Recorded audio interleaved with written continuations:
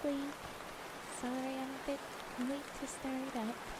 Whenever I start up the week again, it's always a little bit more of a delay. But here we are. Okay. Hello! I see we've got lots of emotes taking over the chat, so it's a little bit hard to see. I'll move myself over. um, I have my little frog next to me on the rock. He's so cute. But here we go with the oh, taro milk tea with boba. Nice. Oh, brain, come back. Oh, right. Yes. Okay. I'm gonna be doing another reading session. We're back to some of the recommended stories, so hold on. So I thought that I would jump into one that was kind of just a silly thing that overlapped.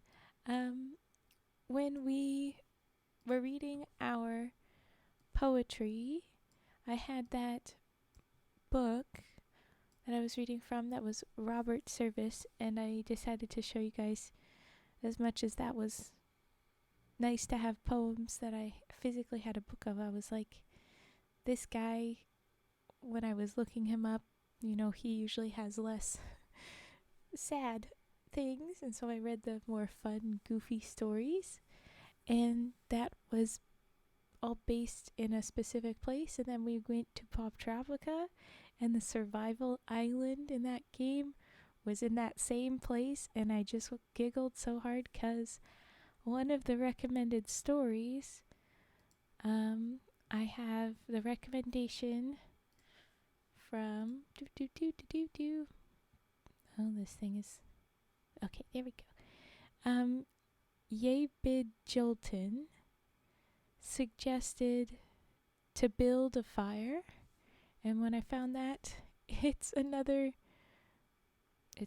story, it's another bit to that same place, so I figured that we would start with that. It's everything that was popped up in threes about the Yukon, and so I thought that was silly. And then we'll go into stories recommended by Bratty, Turtle Boy, and someone else had a poem that they wanted me to read, but they wanted to be anonymous. So I have one more poem as well, and so it'll be kind of a mixed bag of poetry and bedtime stories, and this short story that is just the third piece of our little Yukon trio. I don't know, 3 things that popped up. But that's the plan for today. And then later tonight, I'll be doing more reading again. We'll be doing the classic fairy tales. And I'm expecting tomorrow we'll be going into the spoopy. We'll be doing SCPs. So it'll be lots of just story reading for the next few days. Well, I'm glad to have you, Darkstorm. So I'm very glad everybody's here, and I wanted to say, for once, I'm gonna tell you to go somewhere else if you'd like. Today, Vi, she's been streaming for her birthday charity stream.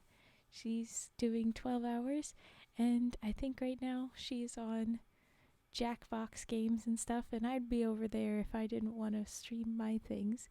And because it's a charity stream, I'm going to recommend you guys go over there and just support that charity if you want to do that. She's having some games and fun. If you don't want to visit, I'd be happy to have you here for my own stream too. But maybe you can pop in and give her some support and then pop back. Yeah, I have a feeling we'll be raiding over at the end, but I thought I'd tell you that right now. I've been lurking there for a while already. Yeah, I even lurked for a little bit earlier. But okay, here we go. I'm gonna jump into our little first short story. This one. It's been a while since we've had to have this up. Yeah, and the last text I had for the now reading was one of those Robert Service Yukon poems, so that is funny. Darkstorm, I'm in EDT. It's EDT right now, Eastern. So it's 5:40. I have said that. That's where I operate off of, and it was mostly funny because I called this earlier stream in my schedule the afternoon stream, and it's not really afternoon by 5:30. But anyway, okay, what did you do? Yes, all right. To build a fire. Oh, there you go. And this text is always kind of stomping all over each other. For you, it's 11:40 p.m. I don't know what time zone that is. My brain didn't get that. But oh, yeah. I do my 11 p.m. stream later on, so I'll be doing stream at 11:40 p.m., but that's not right now. Yes. Okay, so it's To Build a Fire by Jack London. Yes. And I'll just settle in. Hydrating.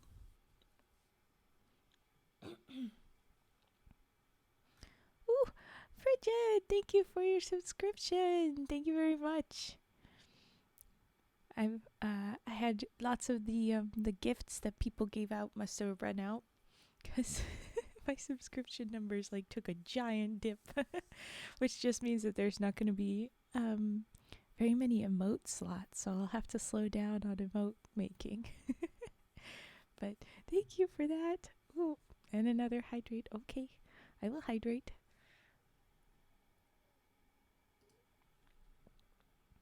There we go. Bongos, bongos. Okay. So easily distracted I am. Okay. I'll still make them. They'll have to be popped out in different ways, or maybe I'll move some of them to where it's free for anybody, and maybe I'll figure it out. We'll sort it out eventually. We need a hear, see, say no evil frog. Ooh, I immediately am putting that in the frog ideas. Speak no evil frog. Ah.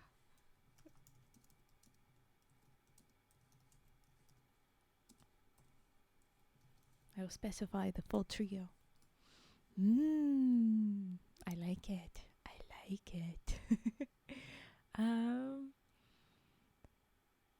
Yeah, there's a couple that I specifically wanted to do. It's a very full list. We'll have so many lists. Oh, so many emotes to do. But okay, put that away. Focusing on To Build a Fire by Jack London. That's what we're doing. We're reading. Right. Oh. Day had dawned, cold and gray, when the man turned aside from the main Yukon trail. He climbed the high earth bank where a little traveled trail led east through the pine forest. It was a high bank, and he paused to breathe at the top. He excused the act to himself by looking at his watch. It was 9 o'clock in the morning. Good thing we were talking about timing, huh, Darkstorm? Ooh, it's almost Monday. Ugh. There was no sun or promise of sun, although there was not a cloud in the sky. It was a clear day. However, there seemed to be an indescribable darkness over the face of things. That was because the sun was absent from the sky. This fact did not worry the man. He was not alarmed by the lack of sun. It had been days since he had seen the sun. The man looked along the way he had come.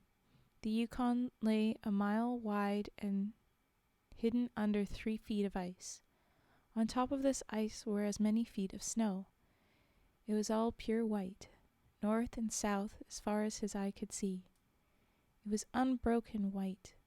The one thing that relieved the whiteness was a thin, dark line that curved from the pine-covered island to the south. It curved to the north, where it disappeared behind another pine-covered island. Hi, Dew. Yes, as recommended a while ago now. This dark line was the trail, the main trail. It led south 500 miles to the Chilkoot Pass and Saltwater. It led north 75 miles to Dawson, and still farther on the north 1,000 miles to Nulato, and finally to St. Michael on Bering Sea, 1,000 miles and half 1,000 more. But all this, the distant trail, no sun in the sky, the great cold, and the strangeness of it all, had no effect on the man. It was not because he was long familiar with it. He was a newcomer to the land, and this was his first winter. The trouble with him was that he was not able to imagine. He was quick and ready in the things of life, but only in the things and not in their meanings. 50 degrees below zero meant 80 degrees of frost. Such facts told him that it was cold and uncomfortable, and that was all. It did not lead him to consider his weaknesses as a creature affected by temperature. Nor did he think about man's general weakness, able to live only within narrow limits of heat and cold. From there, it did not lead him to thoughts of heaven and the meaning of a man's life. 50 degrees below zero meant a bite of frost that hurt, and that must be guarded against by the use of mittens, ear coverings, warm moccasins, and thick socks. 50 degrees below zero was to him nothing more than 50 degrees below zero. That it should be more important than that was a thought that never entered his head. As he turned to go, he forced some water from his mouth as an experiment. There was a sudden noise that surprised him. He tried it again, and again in the air before they could fall to the snow. The drops of water became ice that broke with a noise. He knew that at 50 below zero, water from the mouth made a noise when it hit the snow. But this had done that in the air. Undoubtedly, it was colder than 50 below. But exactly how much colder he did not know. But the temperature did not matter. He was headed for the old camp on Henderson Creek, where the boys were already. They had come across the mountain from the Indian Creek country. He had taken the long trail to look at the possibility of floating logs from the islands in the Yukon down the river when the ice melted. He would be in camp by 6 o'clock that evening. It would be a little after dark, but the boys would be there. A fire would be burning, and a hot supper would be ready. As he thought of lunch, he pressed his hand against the package under his jacket. It was also under his shirt, wrapped in a handkerchief, and lying for warmth against the naked skin. Otherwise the bread would freeze. He smiled contentedly to himself as he thought of those pieces of bread, each of which enclosed a generous portion of cooked meat. He plunged among the pine trees. The trail was not well marked here. Several inches of snow had fallen since the last sled had passed. He was glad he was without a sled. Actually, he carried nothing but the lunch wrapped in the handkerchief. He was surprised, however, at the cold. It was certainly cold, he decided, as he rubbed his nose and face with his mittened hand. He had a good growth of hair on his face, but that did not protect his nose or the upper part of his face from the frosty air. Following at the man's heels was a big native dog. It was a wolf dog, gray-coated and not noticeably different from its brother, the wild wolf. The animal was worried by the great cold. It knew that this was no time for traveling. Its own feeling was closer to the truth than the man's judgment. In reality, it was not merely colder than 50 below zero. It was colder than 60 below, than 70 below. It was 75 below zero, because the freezing point is 35 32 above zero meant that there were 107 degrees of frost. So this must be Fahrenheit then. The dog did not know anything about temperatures. Possibly in its brain there was no understanding of a condition of very cold, such as was in the man's brain. But the animal sensed the danger. Its fear made it question eagerly every movement of the man, as if expecting him to go into camp or to seek shelter somewhere and build a fire. The dog had learned about fire, and it wanted fire. Otherwise it would dig itself into the snow and find shelter from the cold air. The frozen moistness of its breathing had settled on its fur in a fine powder of frost. The hair on the man's face was similarly frosted, but more solidly. It took the form of ice and increased with every warm, moist breath from his mouth. Also, the man had tobacco in his mouth. The ice held his lips so tightly together that he could not empty the juice from his mouth. The result was a long piece of yellow ice hanging from his lips. If he fell down, it would break, like glass, into many pieces. He expected the ice formed by the tobacco juice, having been out twice before when it was very cold. But it had not been as cold as this, he knew.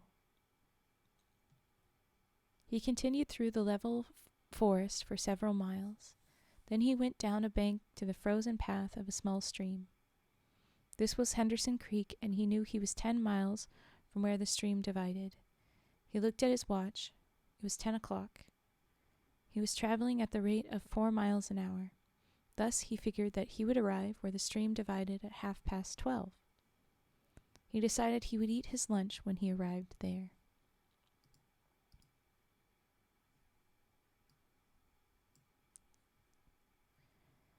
The dog... Sorry, my voice is scaring me. The dog followed again at his heels, with its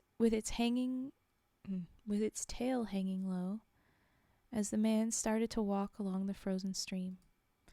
The old sled trail could be seen, but a dozen inches of snow covered the marks of the last sleds. In a month, no man had traveled up or down that silent creek. The man went steadily ahead. He was not much of a thinker. At that moment he had nothing to think about except that he would eat lunch at the stream's divide, and that at 6 o'clock he would be in camp with the boys. There was nobody to talk to, and had there been, speech would not have been possible because of the ice around his mouth.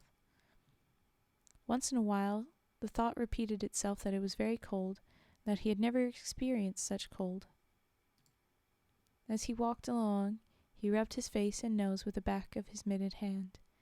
He did this without thinking, frequently changing hands. But with all his rubbing, the instant he stopped, his face and nose became numb. His face would surely be frozen. He knew that, and he was sorry he had not worn the sort of nose guard Bud wore when it was cold. Such a guard passed across the nose and covered the entire face. But it did not matter much, he decided. What was a little frost? A bit painful, that was all. It was never serious.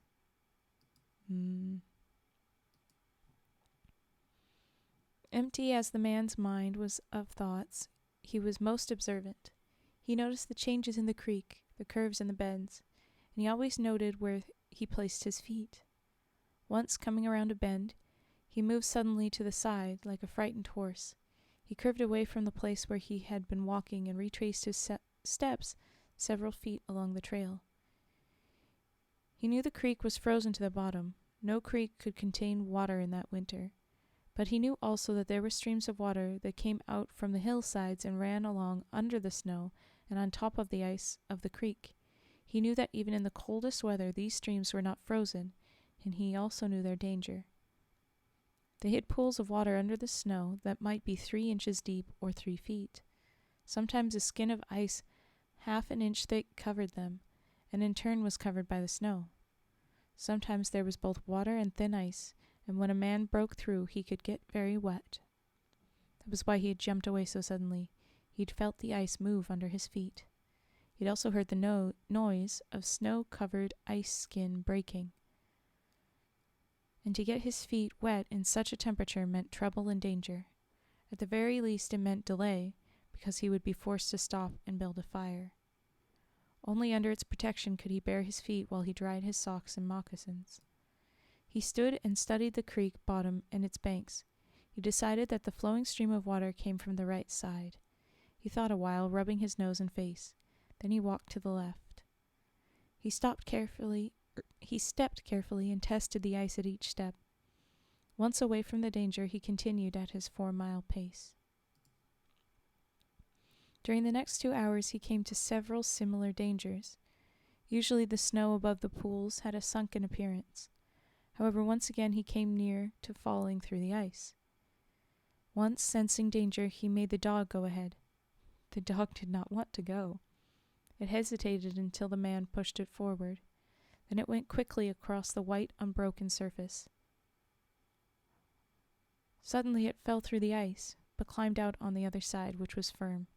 It had wet its feet and legs. Almost immediately the water on them turned to ice. The dog made quick efforts to get the ice off its legs. Then it lay down in the snow and began to bite out the ice that had formed between the toes. The animal knew enough to do this. To permit the ice to remain would mean sore feet. It did not know this. It merely obeyed the commands that arose from the deepest part of its being. But the man knew these things, having learned them from experience. He removed the mitten from his right hand and helped the dog tear out the pieces of ice. He did not bare his fingers more than a minute, and was surprised to find that they were numb. It certainly was cold. He pulled on the mitten quickly and beat the hand across his breast. At 12 o'clock the day was at its brightest. Yet the sun did not appear in the sky. At 12:30 on the minute he arrived at the divide of the creek. He was pleased at his rate of speed. If he continued, he would certainly be with the boys by 6 o'clock that evening. He unbuttoned his jacket and shirt and pulled forth his lunch.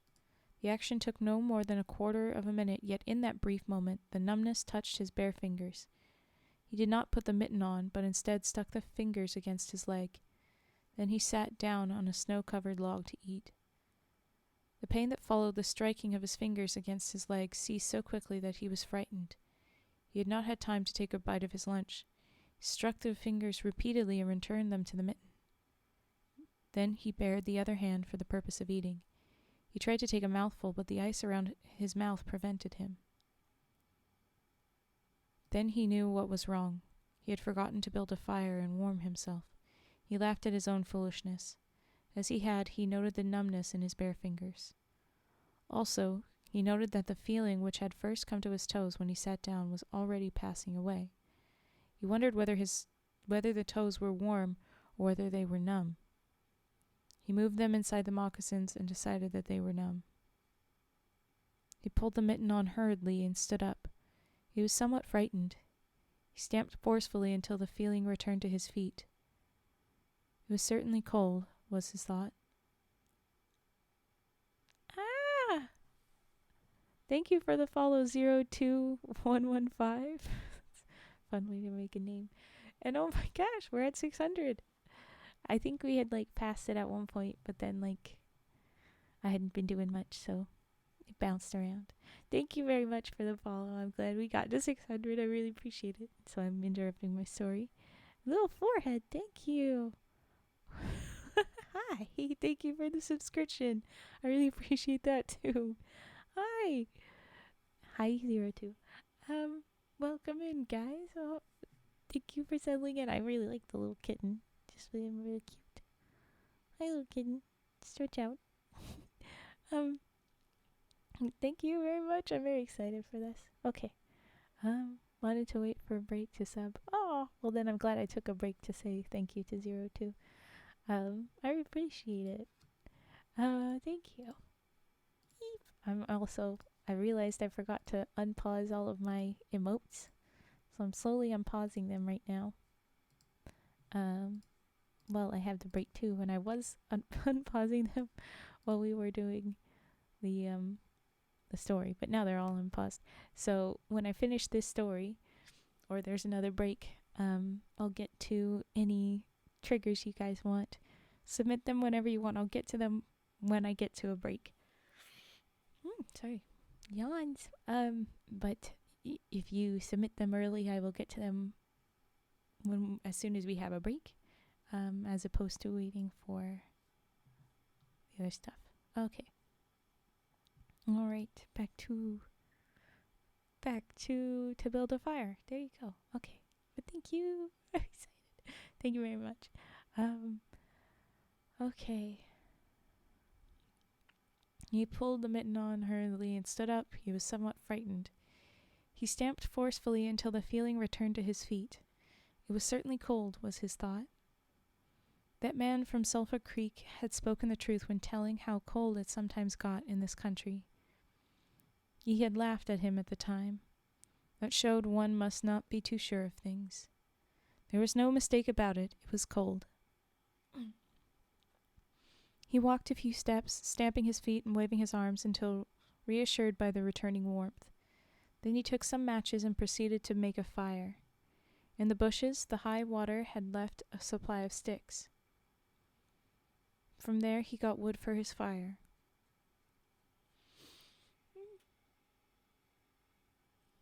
I'm now attacked by yawns. Oh no. Working carefully from a small beginning, he soon had a roaring fire. Bending over the fire, he first melted the ice from his face.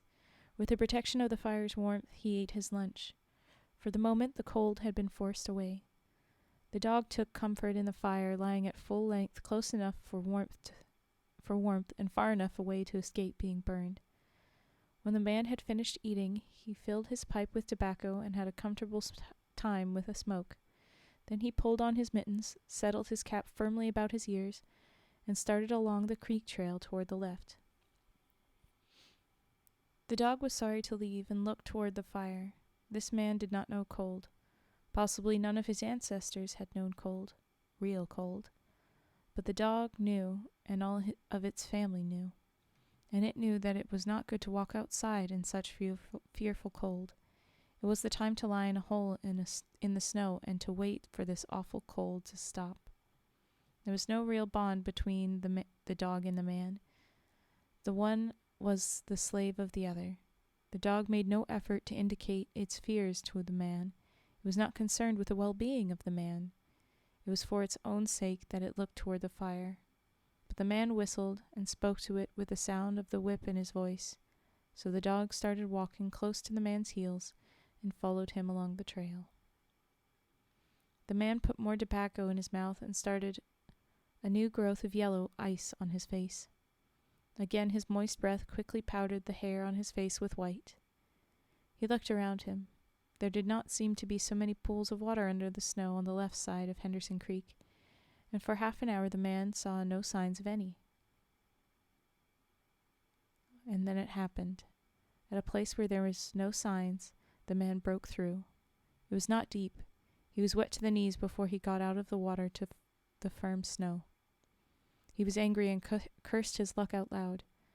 He had hoped to get into camp with the boys at 6 o'clock, and this would delay him an hour. Now he would have to build a fire and dry his moccasins and socks. This was most important at that low temperature. He knew that much. So he turned aside to the bank, which he climbed. On top, under several small pine trees, he found some firewood, which had been carried there by the high water of last year. There were some sticks, but also larger branches and some dry grasses. He threw several large branches on top of the snow. This served for a foundation and prevented the young flame from dying in the wet snow. He made a flame by touching a match to a small piece of tree bark that he took from his pocket. This burned even better than paper. Placing it on the foundation, he fed the young flame with pieces of dry grass and with the smallest dry sticks. He worked slowly and carefully, realizing his danger. Gradually, as the flame grew stronger, he increased the size of the sticks with which he fed it. He sat in the snow, pulling the sticks from the bushes under the trees and feeding them directly to the flame. He knew he must not fail. When it is 75 below zero, a man must not fail in his first attempt to build a fire. This is especially true if his feet are wet. If his feet are dry and he fails, he can run along the trail for half a mile to keep his blood moving. But the blood in wet and freezing feet cannot be kept moving by running when it is 75 degrees below. No matter how fast he runs, the wet feet will freeze even harder. All this the man knew. The old man on Sulphur Creek had told him about it, and now he was grateful for the advice. Already, all feeling had gone from his feet. To build the fire, he had been forced to remove his mittens, and the fingers had quickly become numb. His pace of 4 miles an hour had kept his heart pushing the blood to all parts of his body, but the instant he stopped, the action of the heart slowed down. He now received the full force of the cold. The blood of his body drew back from it. The blood was alive, like the dog. Like the dog, it wanted to hide and seek cover away from the fearful cold.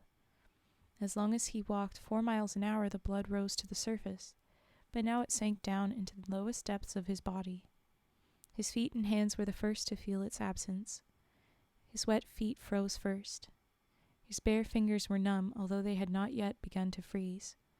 Nose and face were already freezing, while the skin of all his body became cold as it lost its blood. But he was safe.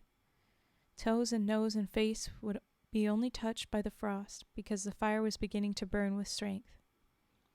He was feeding it with sticks the size of his finger. In another minute, he would be able to feed it with larger branches. Then he could remove his wet moccasins and socks. While they dried, he could keep his naked feet warm by the fire, rubbing them first with snow.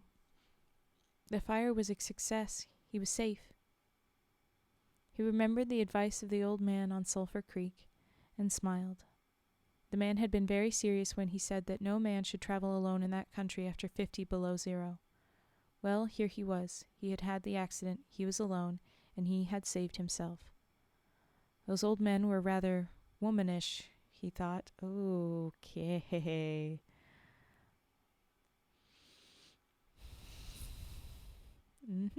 All right, we're gonna keep reading, but okay. All a man must do was to keep his head, and he was all right. Any man who was a man could travel alone.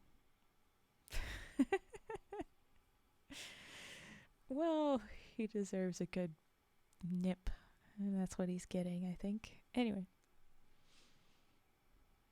First, he's not listening to the people that are, local. And then second, he pulls that. I'm not here for the misogyny, sir. Okay, anyway. Any man who was a man could travel alone. But it was surprising, the rapidity with which his face and nose were freezing. Because it's not bad to need help. F off. Anyway, okay, sorry. And he had not thought his fingers could lose their feeling in so short a time. Without feeling, they were, because he found it very difficult to make them move together to grasp a stick.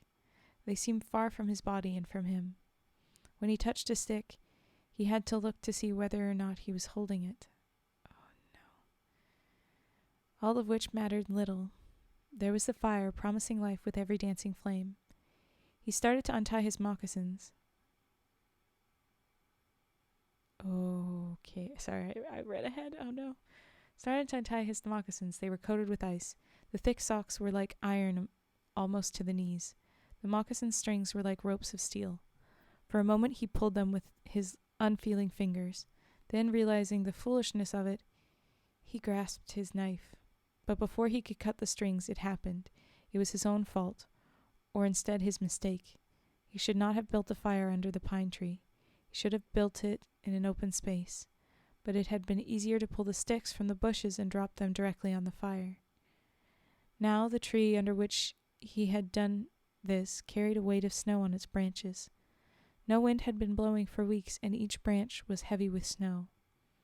Each time he pulled a stick, he shook the tree slightly. There had been just enough movement to cause the awful thing to happen. High up in the tree, one branch dropped its load of snow. This fell on the branches beneath. This process continued, spreading through the whole tree.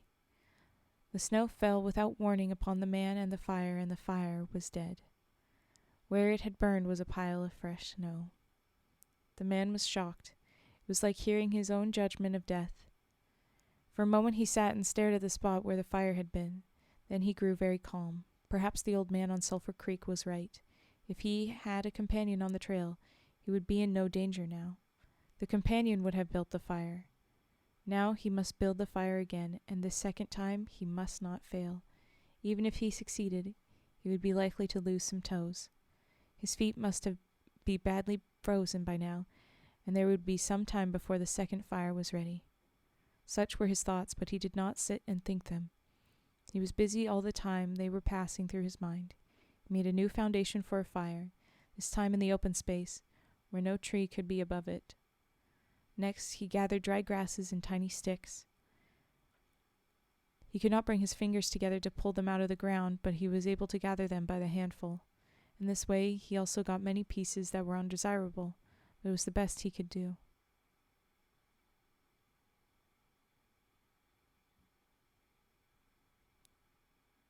It was the best he could do. Where was I? Sorry, I just saw the chat. Now I lost it. Best he could do. He worked carefully, even collecting an armful of the larger branches to be used later when the fire gathered strength. And all the while the dog sat and watched him. There was an anxious look in its eyes because it depended upon him as the fire provider, and the fire was slow in coming.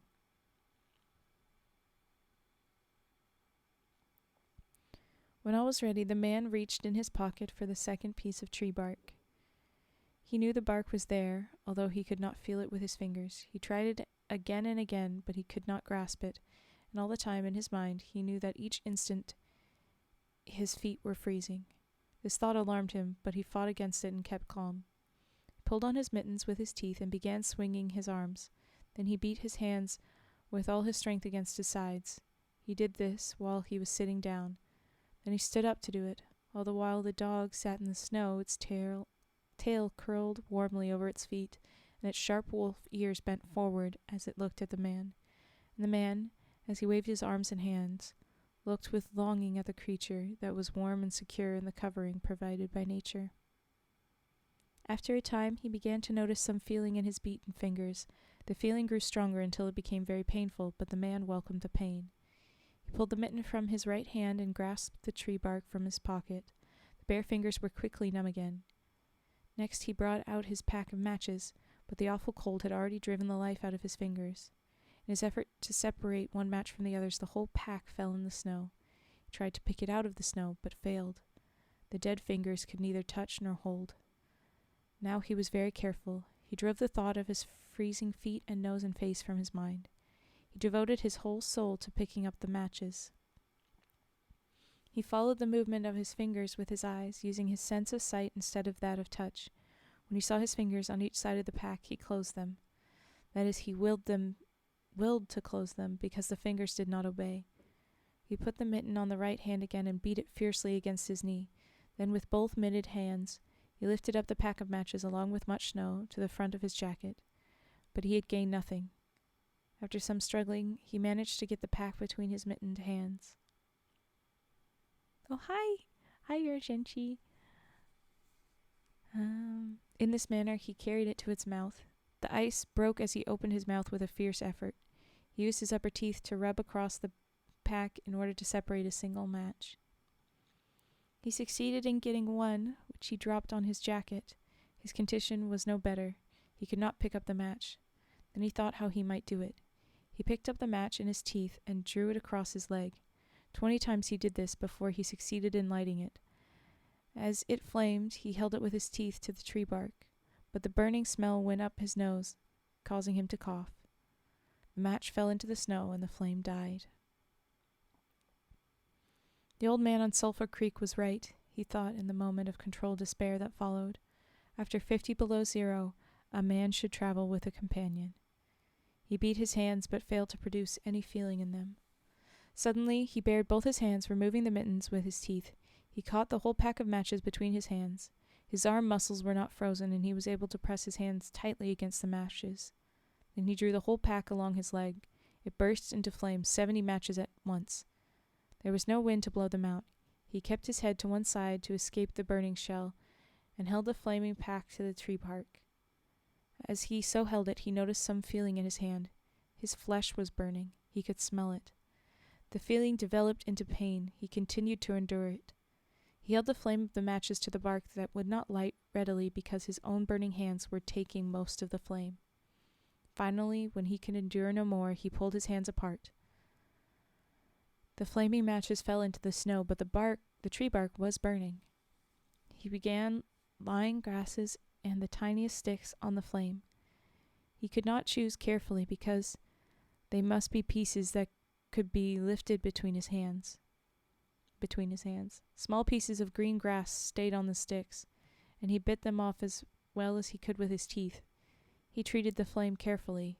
It meant life, and it must not cease. The blood had left the surface of his body, and he now began to shake from the cold. A large piece of wet plant fell on the little fire. He tried to push it out with his fingers. His shaking body made him push it too far, and he scattered the little fire over a wide space. He tried to push the burning grasses and sticks together again. Even with the strong effort that he made, his trembling fingers would not obey, and the sticks were hopelessly scattered. Each stick smoked a little and died. The fire provider had failed. As he looked about him, his eyes noticed the dog sitting across the ruins of the fire from him. It was making uneasy movements, slightly lifting one foot and then the other. Oh, I'm nervous. You guys might not like how this is go. Okay, I'm nervous. Lots of popcorn time for sure. Yeah, okay. As he looked about him, his eyes noticed the dog sitting across the roots of the fire from him, making him uneasy movements, slightly lifting one foot and then the other. The sight of the dog put a wild idea into his head.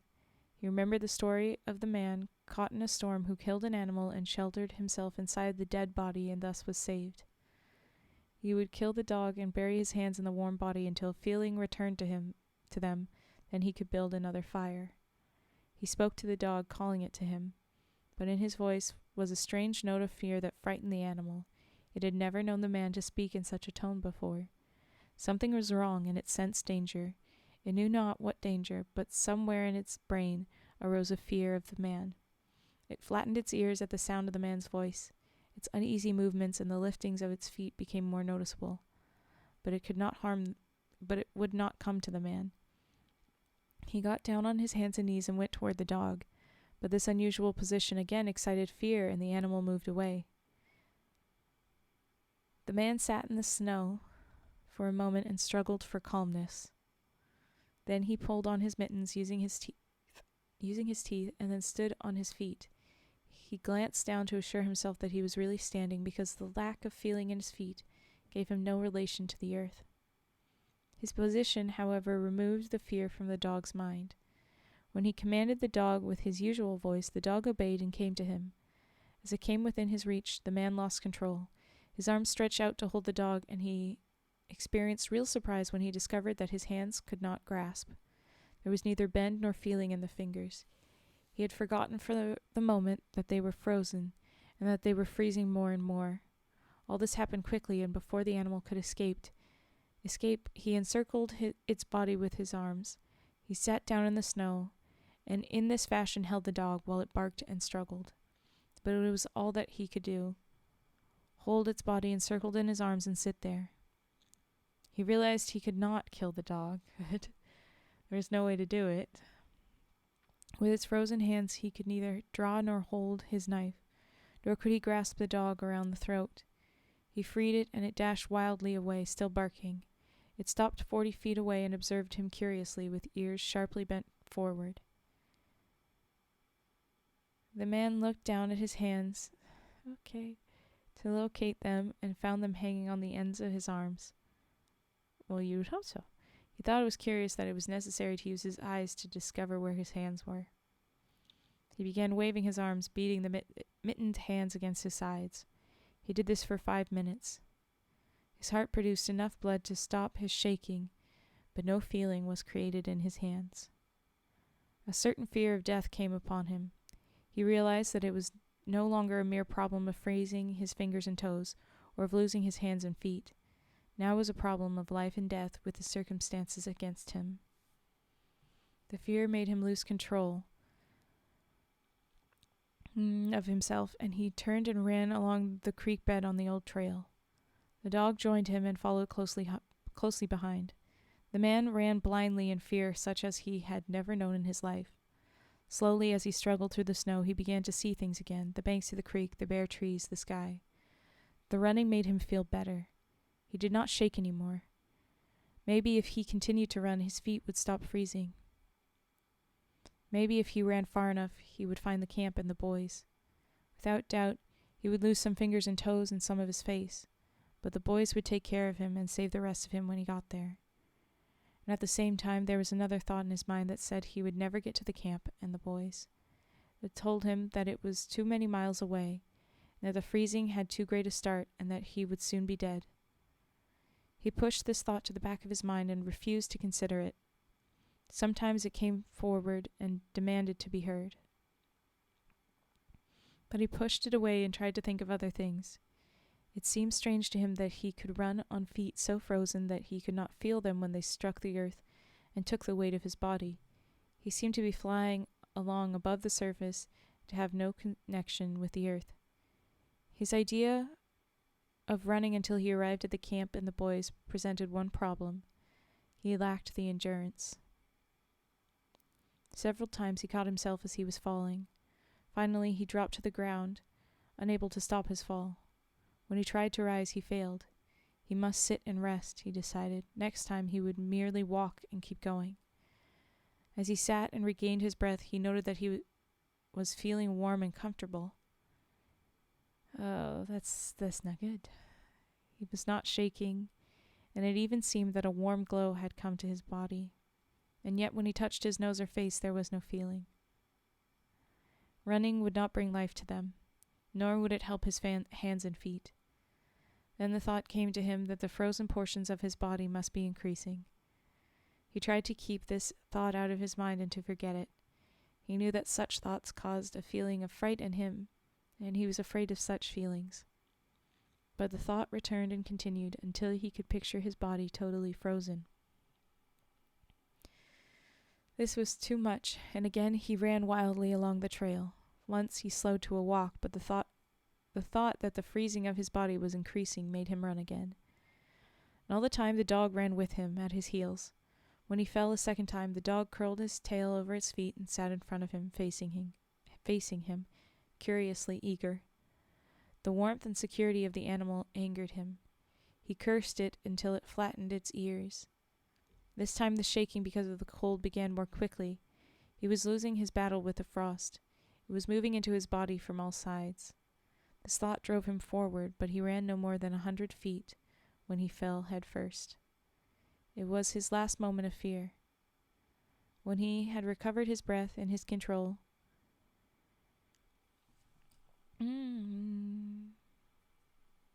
he sat and thought about meeting death with dignity. However, the idea did not come to him in exactly this manner. His idea was that he had been acting like a fool.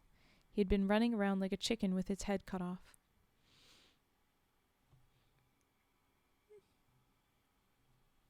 Yawns. He was certain to freeze in his present circumstances, and he should accept it calmly. With this newfound peace of mind came the first sleepiness. A good idea, he thought, to sleep away to death. Freezing was not as bad as people thought. There were many worse ways to die.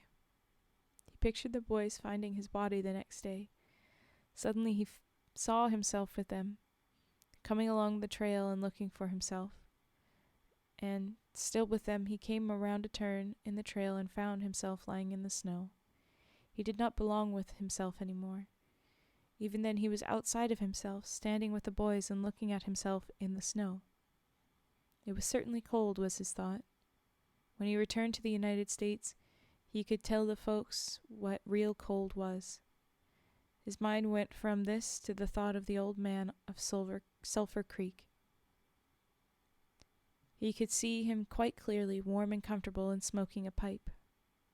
"You were right, old fellow, you were right," he murmured to the old man of Sulphur Creek. Then the man dropped into what seemed to him the most comfortable and satisfying sleep he had never ever known. The dog sat facing him and waiting. The brief day ended in a long evening. There were no signs of a fire to be made. Never in the dog's experience had it known a man to sit like that in the snow and make no fire. As the evening grew darker, its eager longing for the fire mastered it. With much lifting of its feet, it cried softly. Then it flattened its ears, expecting the man's curse. But the man remained silent. Later, the dog howled loudly, and still later it moved close to the man and caught the smell of death. This made the animal back away. A little longer it delayed, howling under the stars, and leaped and danced and shone brightly in the cold sky.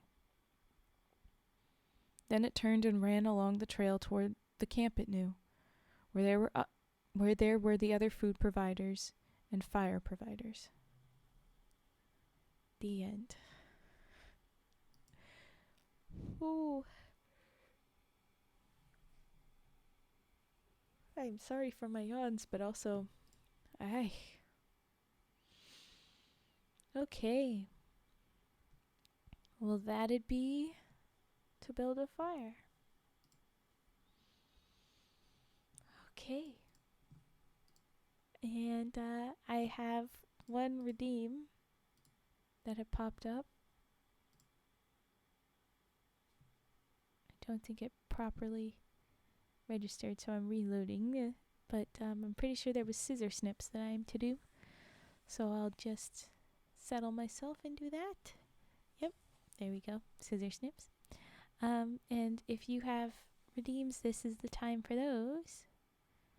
I'll be setting those up. Ooh.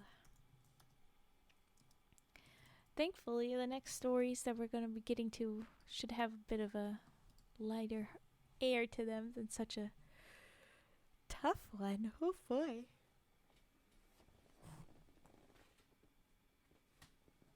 Okay. Ooh, thank you for the first message with the boba. We were just talking about boba at the start. Someone was making boba. I turned back on the redeem reminder timer since we're back to story time. Thank you. Yes. Good. Alright. Scissor snips.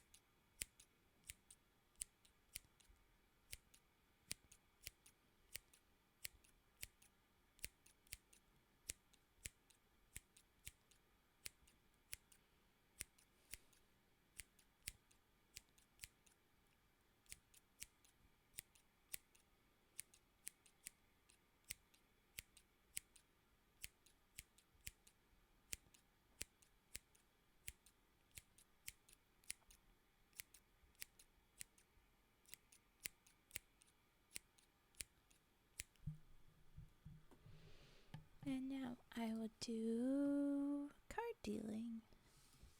Lovely.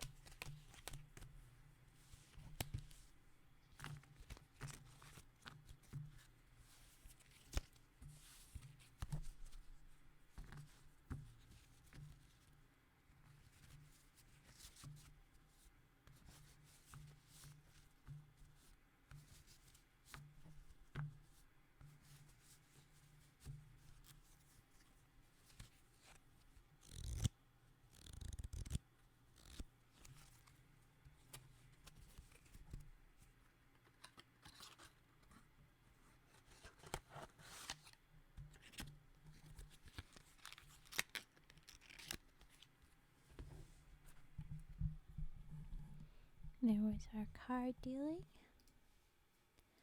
And that'll do Singing Frog. And then if there's nothing else, I'll move on to the next story. But I can do more redeems now for sure. We had a long story. I'm happy to do a bunch of redeems for right now. Ooh, okay, yes. The mic springs then after Singing Frog.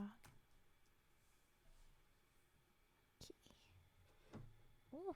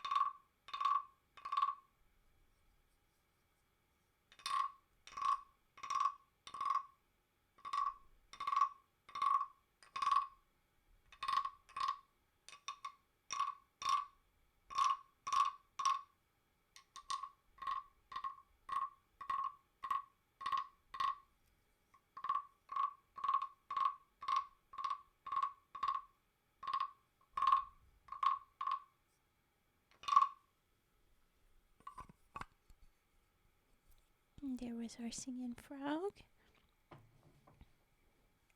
Hi, Ruin-esque. Canadian jackalope. I'm a deer woman, actually, and I don't think I've ever claimed any kind of nationality. But no, if you want to go look at my previous videos, they're up still on YouTube for VODs. I talk a little bit about the deer woman stories, and it's for that's a story that's from all of Turtle Island, so all of North America. But you can learn a bit more about it then. No, it's good. It's all right. I'm not a bunny. I'm not a bunny. I may have antlers, but I'm not a bunny.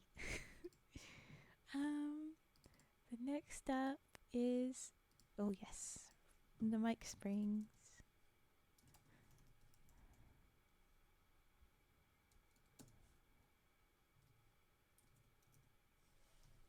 So here's the first one here. And then we'll do sharpen after.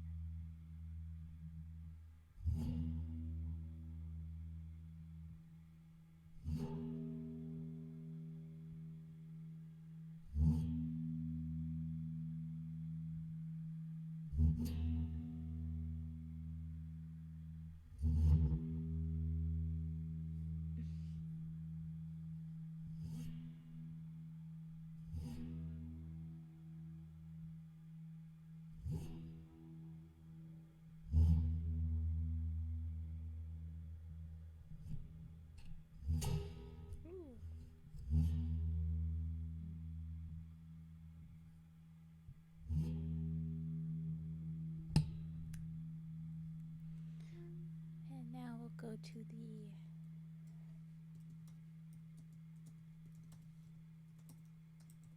sharpening.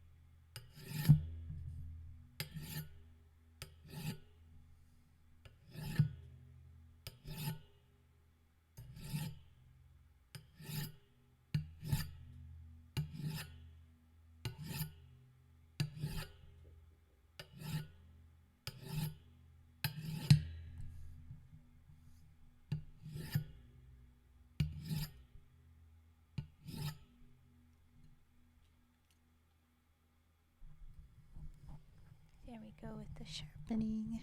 I very often have some bad reverb spring moments and good sharpening sounds, but today it seemed like I was a little bit smoother with the springs and less smooth with the sharpener. Just for a little twist on everything. That's fun. And now brushes. Alright. Oh, sorry. Have to move my back and it's loud. Alright.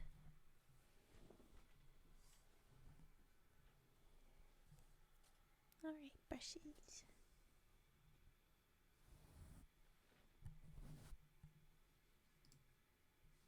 Let's update.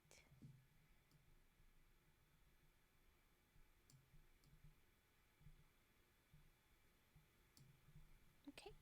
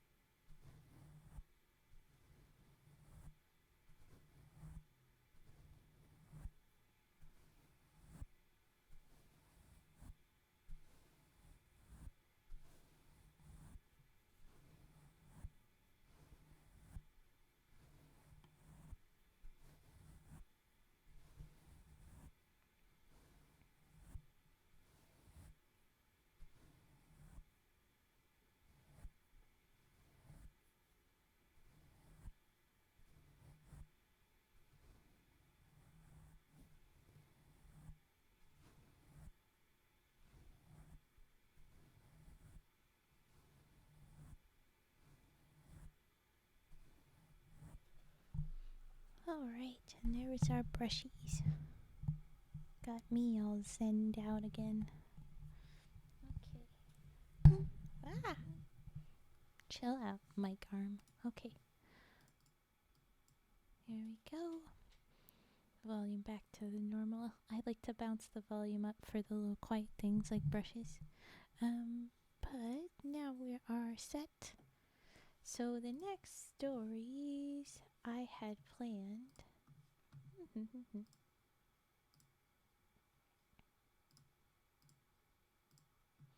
The next ones I had planned,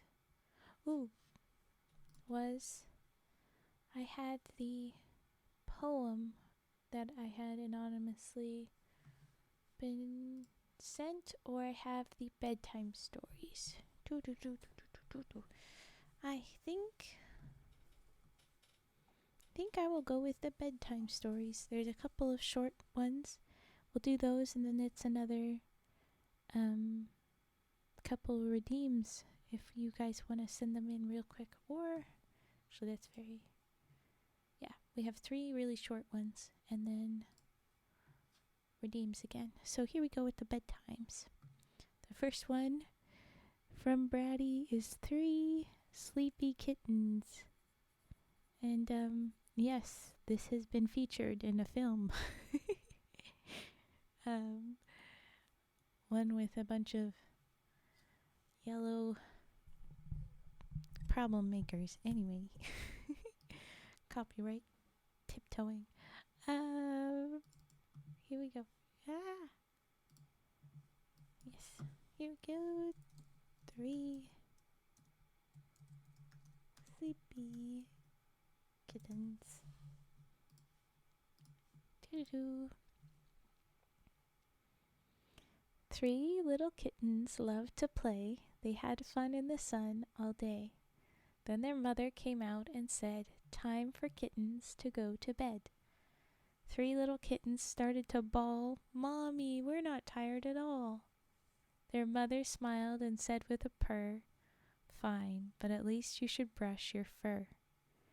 3 little kittens with fur all brushed said, "We can't sleep, we feel too rushed." Their mother replied with a voice like silk, "Fine, but at least you should drink your milk." 3 little kittens with milk all gone rubbed their eyes and started to yawn. "We can't sleep, we can't even try." Then their mother sang a lullaby. "Good night, kittens, close your eyes. Sleep in peace until you rise. But while you sleep, we are apart. Your mommy loves you with all her heart."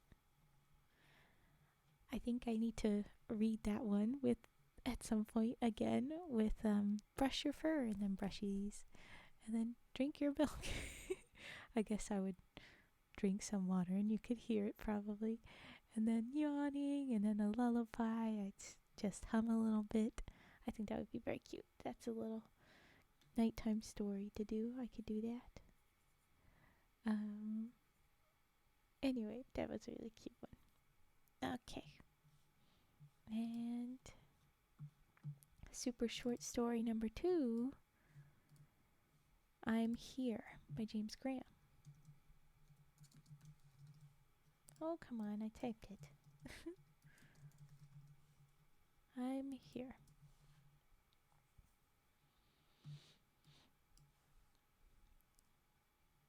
Oh, thank you for the follow. Go to sleep now. It's perfect.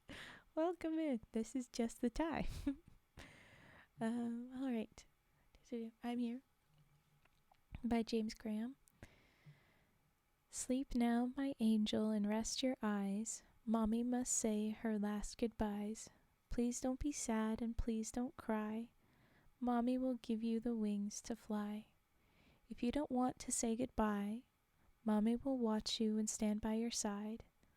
Life is not fair, but please understand. Mommy's not far, I'm holding your hand. I'll kiss you goodnight, chase monsters away. Warm up your heart on a cold winter's day. Be the sun on your skin, the wind in your hair. I'm never too far, I'm standing right there. My time spent with you will long be a treasure of infinite leagues no ruler could measure. Mommy must go, it's time to fly. Take a deep breath and let out a sigh. Live out your life and bid me farewell. Find in your heart the strength to excel. Your future is bright, you'll go far, my dear. Don't get too sad, don't worry. I'm here. And then I see at the bottom little Brady's heads up. This one is a bit sad. I see. But no, that's very sweet, very soft. Mm. That was I'm here. And then the next one, the last one in this little minis collection, Mom's Red Coat. So here we go with Mom's Red Coat. Oh, do.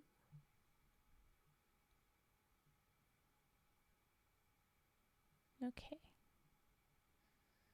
Ooh, there's multiple names on this kind of little thing. The way I've got this is that I've got the pictures and I'll have to scroll through each page. It's cute. Here I go. Mom's Red Coat. I love Mom's coat. It's red and long and warm, and it smells like Mom. I love doing things with Mom. We picnic outside, we work in the garden. She hugs me when I come home from school. At night she holds me tight until I fall asleep. Good news, says Mom. I found a job. I will be away all week, but I'll come home on weekends. Who will hold me at night, Mom? Who will hug me, picnic with me, garden with me? I can see that you are sad. I will leave my red coat here with you. When you see it, remember that I love you and I'm coming back. I drag the red coat outside. It's my picnic blanket. It feels like Mom is with me. Oops, a juice spill. Oh no. I am sad that Mom's not waiting at the door when I am home. I put on her coat. It's warm and it smells like her. It feels like a hug. Oops, paint. Oh no. I help Go-Go in the garden. Maybe an auntie or a grandma or somebody. Go-Go. The long coat on the branch scares away the chickens. It feels like Mom is gardening with us. Oops, mud. So now there's 3 different stains on here. Juice and paint and mud. When it's dark, I miss Mom most.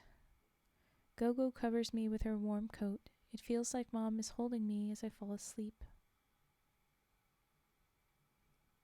Oops, cookie crumbs. Oh no. Mom's red coat is warm and smells like paint, juice, mud, and cookie crumbs. Oops, we need to wash it. Ooh. The wind blows the red coat off the washing line, up in the air. Up into the air. It flies over the fence. It flies over the taxi. Oops.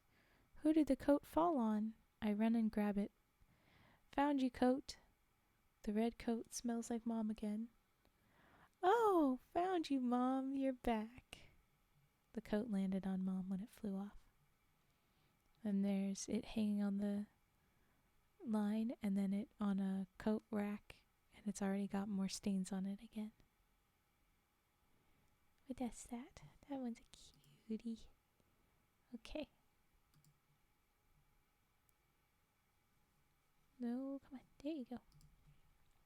So now redeems again.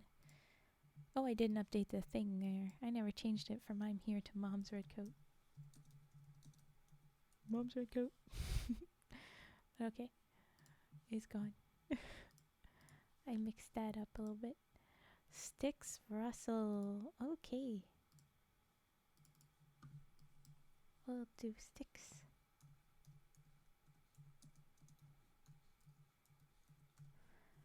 Get that going. Okay.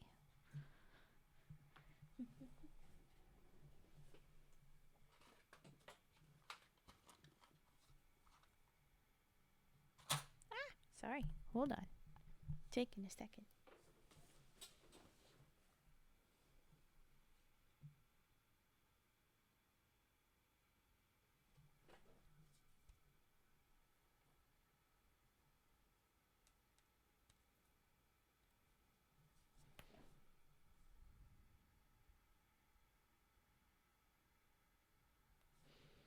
Alright.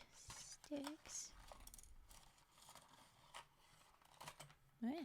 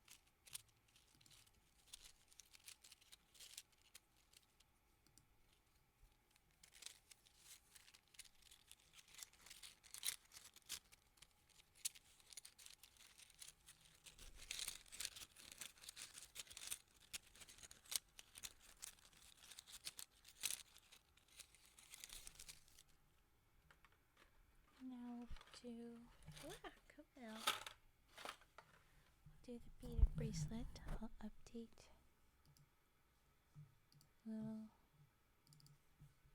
little audio. Okay.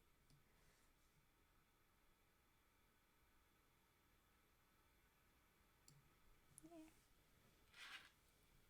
And now we'll do beaded bracelet.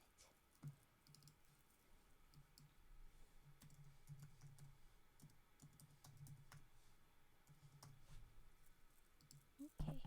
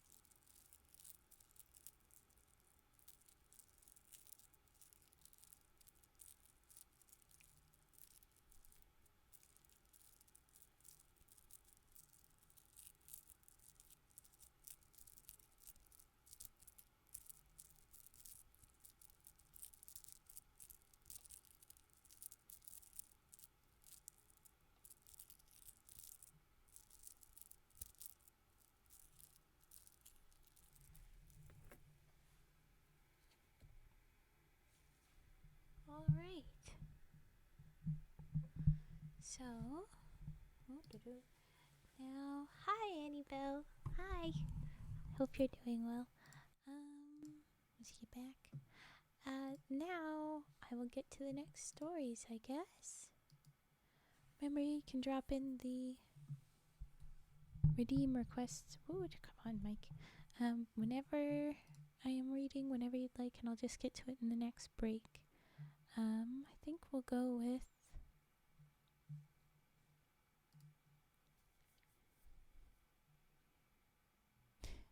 okay, I've got the order now. We're going to do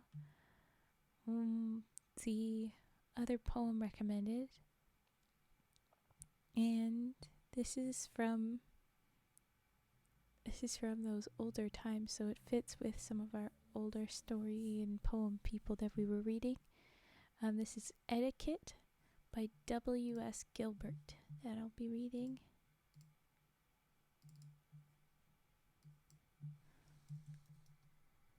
Etiquette. Yes? Yes. By W.S. Gilbert.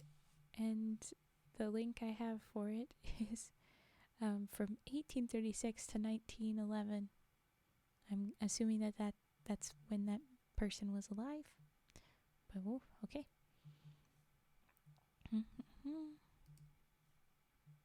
All right. And then after this one, another redeems. And then after redeems, we have two more recommended little story/poems.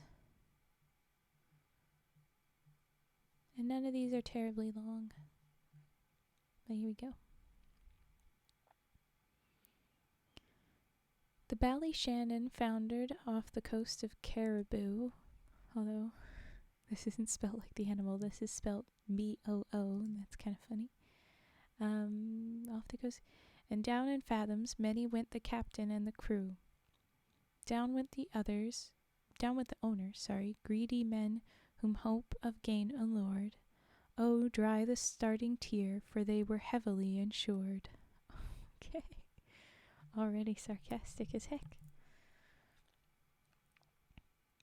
Besides the captain and the mate, the owners and the crew, the passengers were also drowned, excepting only two.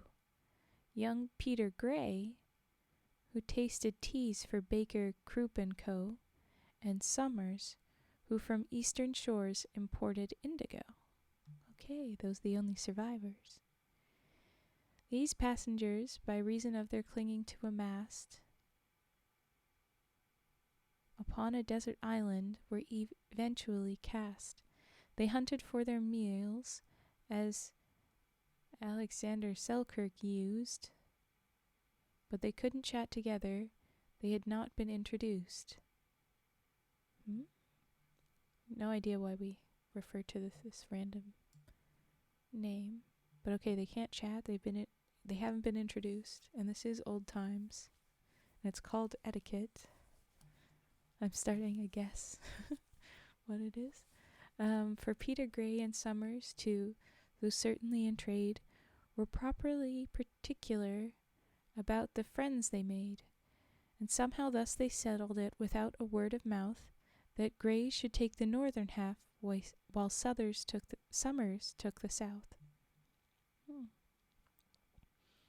On Peter's portion oysters grew, a delicacy rare, but oysters were a delicacy Peter couldn't bear. On Summers' side was turtle, on the shingle lying thick, which Summers couldn't eat because it always made him sick. Gray gnashed his teeth with envy as he saw a mighty store of turtle unmolested on his fellow creature's shore. The oysters at his feet aside impatiently he shoved, for turtle and his mother were the only things he loved. Ooh, okay. I want your oysters, I want your turtle, but we don't talk. Okay. And Summers sighed in sorrow as he settled in the south, for the thought of Peter's oysters brought the water to his mouth. Oh, Raven, stop yawning. He longed to lay him down upon the shelly bed and stuff. He had often eaten oysters, but had never had enough. How they wished an introduction to each other they had had when on board the Ballyshannon, and it drove them nearly mad. To think how very friendly with each other they might get if it wasn't for the arbitrary rule of etiquette. Yeah, so they want to talk to each other and figure this out, but because they haven't been introduced by someone else, they can't talk. I guess like the old times where like you weren't allowed to introduce yourself. You had to have someone introduce you to them. Okay, so that's why they're not talking. One day, when out hunting for the mus ridiculous, Gray overheard his fellow man soliloquizing thus: I wonder how the playmates of my youth are getting on. McConnell, S.B. Walters, Paddy Biles, and Robinson. These simple words made Peter as delighted as could be. Old chummies at the Charterhouse were Robinson and he. He walked straight up to Summers, then he turned extremely red, hesitated, hummed and hawed a bit, then cleared his throat and said, Oh no, I beg your pardon, pray forgive me if I seem too bold, but you have breathed a name I knew familiarly of old. You spoke aloud of Robinson. I happened to be by. You know him? Yes, extremely well. Allow me, so do I. So that was like them back and forth. It was enough they felt they could more pleasantly get on, for, the magic of the fact, they each knew Robinson. And Mr. Summers Turtle was at Peter's service quite, and Mr. Summers punished Peter's oyster beds all night. They soon became like brothers from community of wrongs. They wrote each other little odes and sang each other songs. They told each other anecdotes disparaging their wives. On several occasions, too, they saved each other's lives. They felt quite melancholy when they parted for the night, and got up in the morning soon as ever it was light. Each other's pleasant company they reckoned so upon, and all because it happened that they both knew Robinson. If he's only referred to that one name, I'm a little nervous. It's like, do we actually not know the same Robinson? There's plenty of anyway. Oh, hello. For sleeping when you don't feel like it. Ooh, yes, actually, there's a technique that lots of different specificities use for at least relaxing. Interrupting the poem because this is important. important advice. We'll take a break from poem. The basic idea is you lie down and you tense up your whole body still lying down, but you engage all of your muscles, every last thing that you can do. You clench for just a couple seconds and you breathe in while you're clenched, and then you breathe out and you release everything. You let go of all of that tension. All of it's gone. Okay.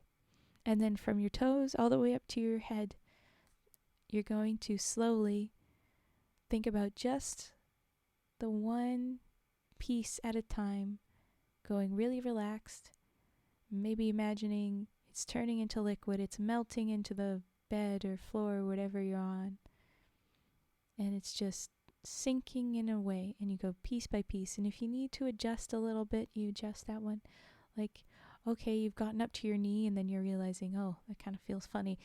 I can't really totally relax my knee because of the way something else down low or up higher is going on, so I'll just quickly adjust, and then you go back to it. But then it's all still melting away, and you think about that, and you just go slowly up through your whole body, and eventually you just feel like goop on the floor or the bed. You relax every last bit going up, and then it's good for relaxing everything away. It's a sort of kind of like meditative thing where you just focus on the one thing.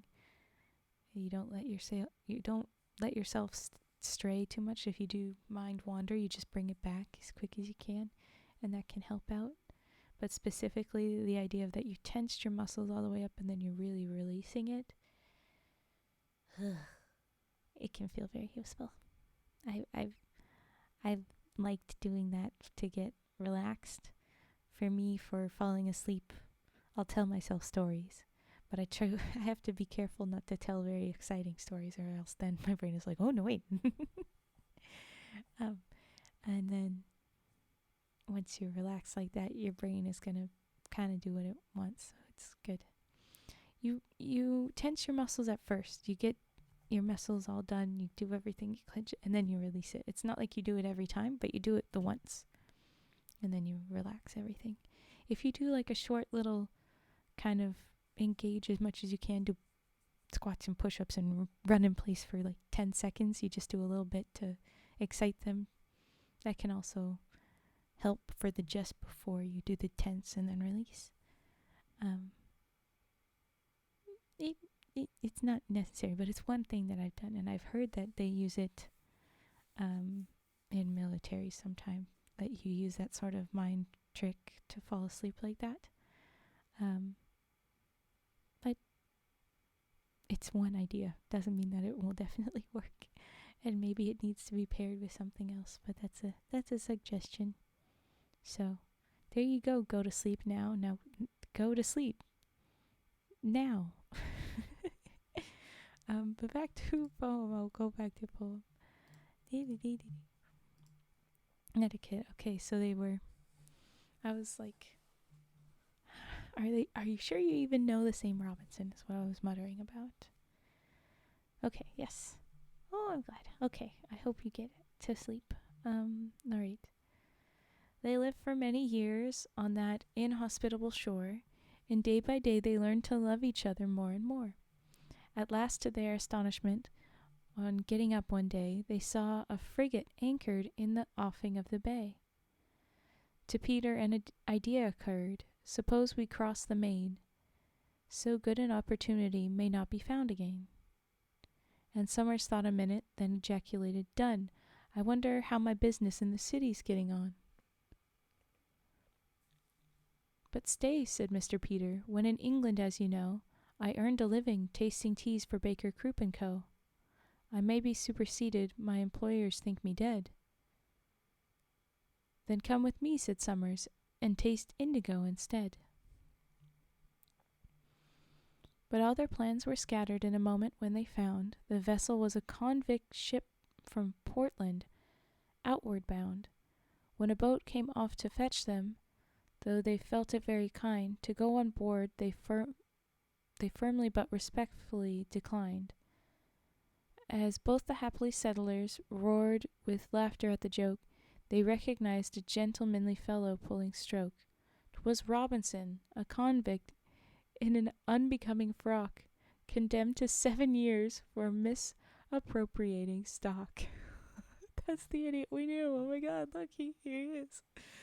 They laughed no more, for Summers thought he had been rather rash in knowing one whose friend had misappropriated cash, and Peter thought a foolish tack he must have gone upon in making the acquaintance of a friend of Robinson. Oh, so now they don't like each other because the man between them is a convict? You're not going to enjoy that? I would be like, look at our friend is a mess. And no, because the other person knows a convict, let alone they themselves know a convict, they're going to be upset with each other. Freaking etiquette. Okay. At first they didn't quarrel very openly, I've heard. They nodded when they met and now and then exchanged a word. The word grew rare and rarer still, the nodding of the head. And when they met each other now, they cut each other dead. What? To allocate the island, they agreed by word of mouth, and Peter takes the north again, and Summers takes the south. Peter has the oysters, which he hates in layers thick, and Summers has the turtle. Turtle always makes him sick. Okay, so they didn't cut each other and then they died. They would not even talk to each other. But they still went to the wrong halves of the island like idiots. Marvelous. Okay. Wow.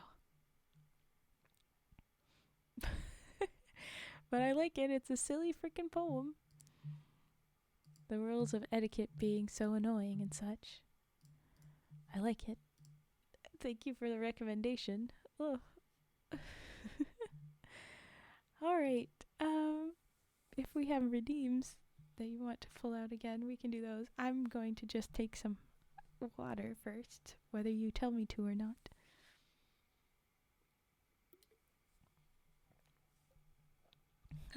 Okay. Just so silly. But alright. And the next one I think we'll be reading is How the Raven Became Black, which was a recommendation from, where was that? Oh no, I don't know. Not that tab. Oh, tabs, where are you? Here we are. Turtle Boy recommended this one. Okay. Oh yes, I will stretch. Thank you, Fet. Let's do a big stretch. Oh. I definitely needed to stretch my leg. My leg was not doing good. Okay. Big stretch.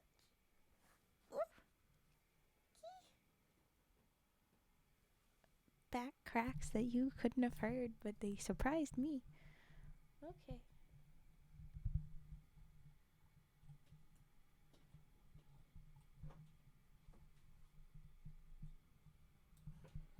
Ugh, that's so annoying. Okay.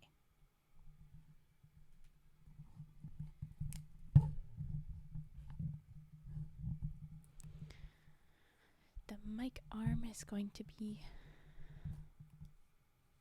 touchy. Anyway, alright. So, now I will get to How the Raven Became Black. Hello, Brian Haskell. Thank you. I'm doing good. How are you? Okay, I'm just about to read our next short poem here. But it's going well. Okay, How the Raven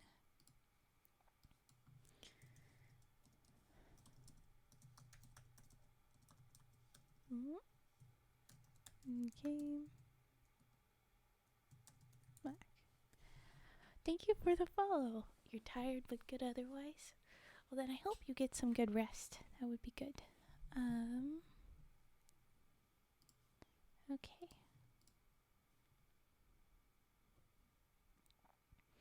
What's cute about this is how the raven became black. Is that it's on a site called Black Cat Poems. It's cute. And it's by John Godfrey Saxe. And even older than the last one. 1816 to 1887. Oh, very, very now.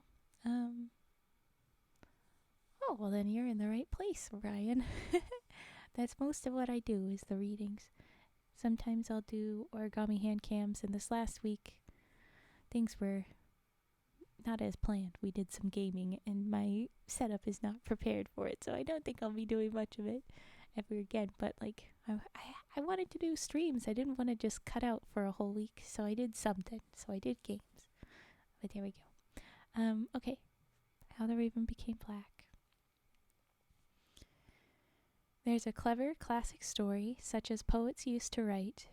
You may find the tale in Ovid, that the raven was once white.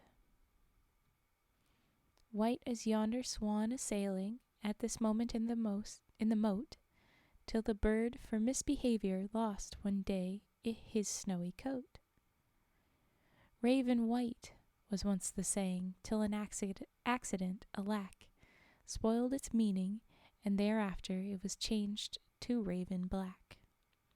Shall I tell you how it happened that the change was brought about? List the story of Coronis, and you'll find the secret out. Young Coronis, fairest maiden of Thessalia's girlish train, whom Apollo loved and courted not in vain. Ooh.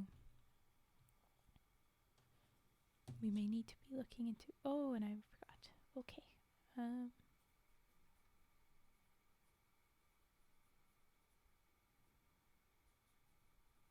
I forgot to write this down. Sorry. Coronas. I get all sidetracked. I apologize. So whom Apollo loved and courted not in vain. Flirted with another lover, so at least the story goes, and was wont to meet him slyly underneath the blushing rose.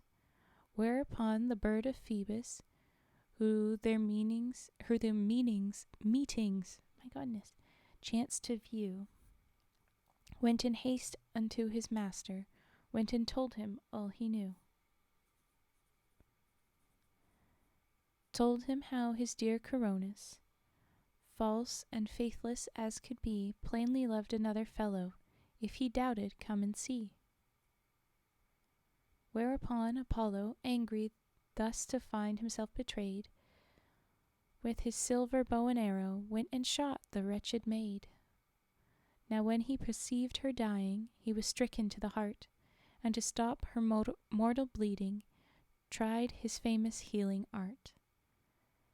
But in vain the god of physic had no antidote, alack. He who took her off so deftly couldn't bring the maiden back. Angry with himself, Apollo, yet more angry with his bird, for a moment stood in silence, impotent to speak a word. Then he turned upon the raven. Wanton blabber, see thy fate. Messenger of mine no longer, go to Hades with thy prate. Weary Pluto with thy tattle, hither monster come not back, and to match thy disposition, henceforth be thy plumage black. And then there's two morals here to read out. So the first little moral, when you're tempted to make mischief, it is wisest to refuse. People are not apt to fancy bearers of unwelcome news. The other one, second moral, something of the pitch you handle on your fingers will amain, as the raven's tail of darkness gave the bird a lasting stain. And that's the end of that one. But I gotta say, the raven was being, like, faithful, like, just be telling Apollo to, hey, there's some stuff going on. So was it really like him making mischief if he was just telling the truth? And it wasn't the Raven's choice to like kill her. That was Apollo's choice. So why are you blaming the Raven? But yeah. Okay, sure. We'll blame the Raven and make that somebody else's problem. I'm happy with who the Raven is at this point. You know, the Black Raven, the symbol with all of the darkness, and in this Greek thought, the Raven going with Hades. That's not a problem for me. I think that's pretty. But yeah, it's a shoot the messenger situation. But they tried to say that the moral is don't make mischief, and like you'll get stained. The second moral, especially, you'll get stained with the same darkness that you try and peddle. It's like, who said that the Raven was trying to peddle darkness? It sounds like the Raven was like, oh wow, yikes, the person I serve is talking to somebody else. I should probably alert him that there's some stuff going on. Like, that's not a, ooh, I'm gonna spill the tea. Exactly. And that's not like I'm gonna get that Coronas girl. She's a mess. No.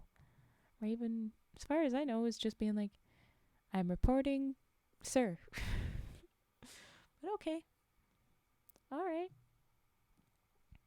They didn't like a tattler. I suppose we should just leave that where it is. Lovely reading voice. Thank you, Brian. You've been here very little, as far as I could tell, and you are giving all the loves. Thank you very much. I appreciate that. I do have. Yes, I do have. Sorry, I was like, I need to go to triggers now. What did we have up? We had tappy taps on the wooden tray. Hi, Cage. I have to ask because I've already recommended to people. I'm gonna say it's okay. How is Vi's stream going? Were you in there last? Because I'm pretty sure we're gonna raid over there. She's probably still going. I want to send everybody over to the charity stream at the end of this, probably. I like being positive, right? Oh, that's great. Hi, Braddy. Oh my gosh, Braddy, you you did it again, where you missed a bunch of the No, we're not done yet. We did a bunch of your recommended stories, so already hit the match stretch goal target. Killer. I love it. Good for her. Okay. But you had the bedtime stories that you recommended for us to read, Braddy, and I read them. They're done. There's one I haven't read that I think is also you, though. So I think there's one more for you. You're gonna have to watch the VOD, yeah. Yes, I'm pretty sure this was you. Did you recommend Go the Fuck to Sleep? Because that's the one that's left. I was involved last session, so I couldn't swing by sooner. Oh, no worries. And okay, I'll have to figure out something to do until she's back from dinner. Because I want to send everyone to her, but then again, she already reached her. Oh, that was Fet? No! I mixed it up. My little list got incorrect. To be fair, it did say question mark next to Braddy. Fet. Sorry, Fet. Misattributed. Okay, but anyway. We're doing redeems right now. I'll do my tappy taps on the wooden tray as Fet has requested, and then we'll read Go the Fuck to Sleep. And you know what I'll do? I kind of said it. I'll reread the 3 Kittens with the plan as I have stated. So we'll do that. Samuel L. Jackson has a video reading it of Go the Fuck to Sleep. That sounds great. I love that. But okay. Tappy taps. Wooden tray tappy taps. Come on now. I only got half of that written. I got distracted. There we go. Okay, Here we go. Wooden tray.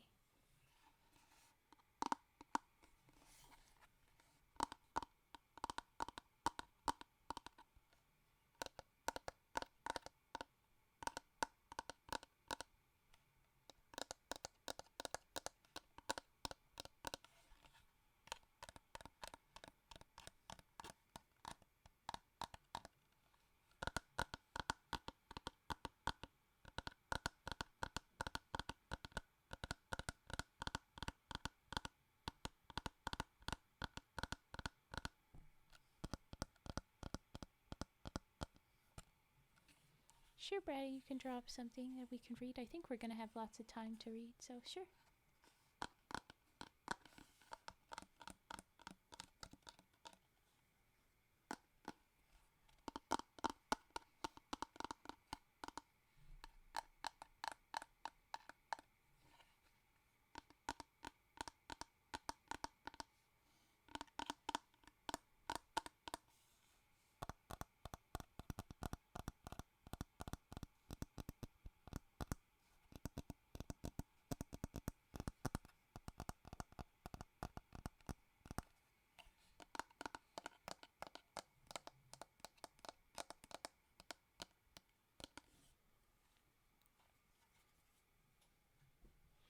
Alright, that was our wooden tappy taps.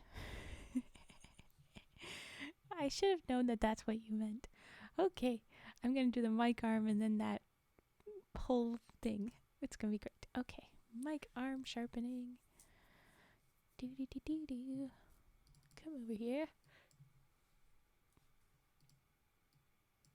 I said come over. You're doing the wrong thing. Okay.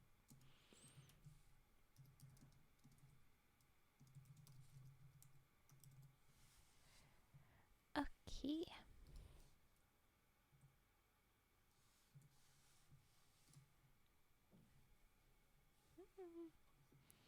That thing. The whole thing. It's a whole thing as opposed to just a little word. It's a whole thing. Spiel. That's it. It's a spiel. Okay, mic arm sharpening. Sorry. Oh, thank you for the follow. I Sowie. Adorable. Okay, sorry.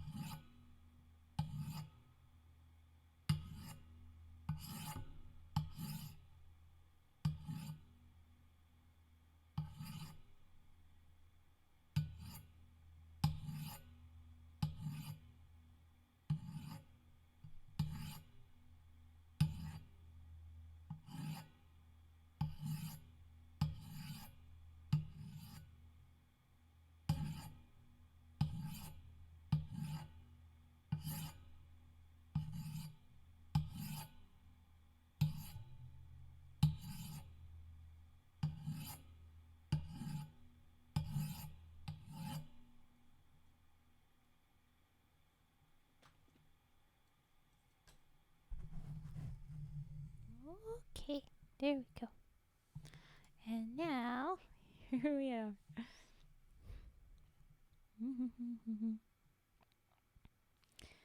We ask that you please fasten your seatbelts at this time and secure all baggage underneath your seat or in the overhead compartments. We also ask that you take... I mixed it up. I almost ran through it. We also ask that your seats and table trays are in the upright position for takeoff. Thank you for flying. I keep stumbling. Thank you for flying with Raven Airlines. I'll try that again sometime maybe, but I stumbled instead. I did it though. I did do the thing. I did read it. Okay. Beautiful. Well, it happened at least. Okay. We have Go the fuck to sleep. That's what we have next. Okay.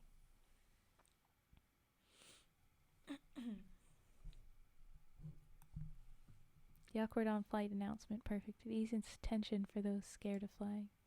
Yes, please do all these things to make sure that you're definitely not going to die. You're not going to die at all. No, we definitely aren't worried about that. So do all these things that prevent you from dying. Thank you. Good. Okay. Those kinds of announcements.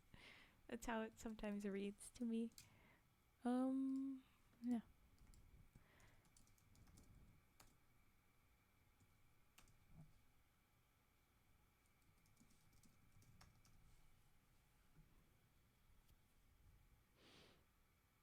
Okay. Looking forward to this story time. Oh, thank you for a follow. Oh, no. Thank you for the follow, Daddy. And a bunch of underscores for some reason. Okay. Go the fuck to sleep by Adam Mansbach.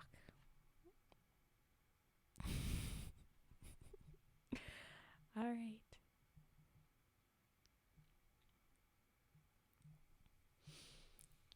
The cats nestle close to their kittens. The lambs have laid down with the sheep. You are cozy and warm in your bed, my dear. Please go the fuck to sleep. The windows are dark in the town, child. The whales huddle down in the deep. I'll read you one very last book if you swear you'll go the fuck to sleep. My name was taken, obviously. How many underscores? How many people have taken it? But probably 1 million people. That's very fair. Anyway, so, okay. The eagles who soar through the sky are at rest, and the creatures who crawl, run, and creep. The story is making me sleepy, clearly. Sorry. Creatures who crawl, run, and creep.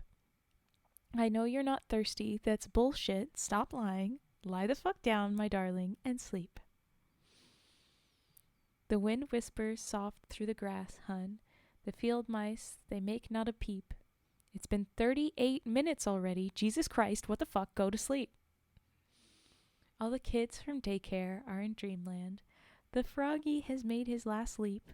Hell no, you can't go to the bathroom. You know where you can go the fuck to sleep. The owls fly forth from the treetops. Through the air they soar and they sweep. The hot crimson rage fills my heart, love. For real, shut the fuck up and sleep. The cubs and the lions are snoring. It just has snore in brackets, and I'm sure that you could decide either act out snoring or just say snore. The cubs and the lions are snore, wrapped in a big snuggly heap. How come you can do all this other great shit, but you can't lie the fuck down and sleep? The seeds slumber beneath the earth now, and the crops that the farmers will reap. No more questions. This interview's over. I've got 2 words for you, kid. Fucking sleep. The tiger reclines in the Siberian jungle. The sparrow has silenced her cheep. Fuck your stuffed bear. I'm not getting you shit. Close your eyes. Cut the crap. Sleep. Flowers doze low in the meadows. And high on the mountain so steep. My life is a failure. I'm a shitty ass parent. Stop fucking with me, please, and sleep. The giant pangolins of Madagascar are snoozing as they lie here and openly weep. Sure, fine, whatever. I'll bring you some milk. Who the fuck cares? You're not gonna sleep. This room is all I can remember. The furniture crappy and cheap.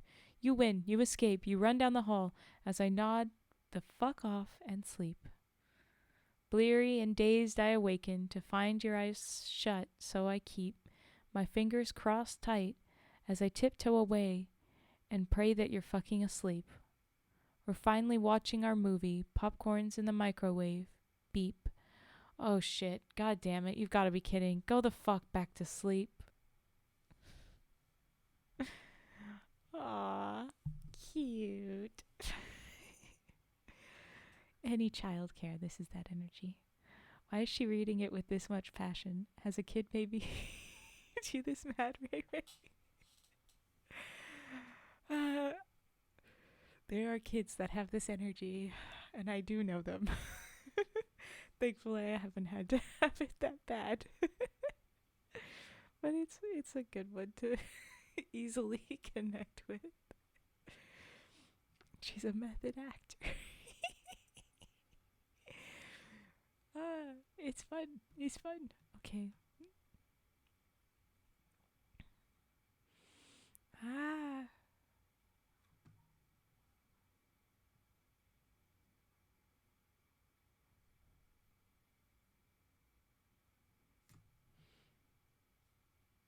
Technically, I haven't been checking for if stories are copyrighted. I usually just make sure to say who it's by. So now that I'm seeing that Dew has requested new things, I could theoretically do that. But you know what? I haven't ever thought about the readings being carefully read. I should probably do that. Oh, I haven't yet. Okay, anyway. Um, Next I have the chain to do the triggers. So we'll do that. And then we'll do a rereading of one of Brady's requested stories. It's very short, so it shouldn't be so tough. Oh goodness, where is everything?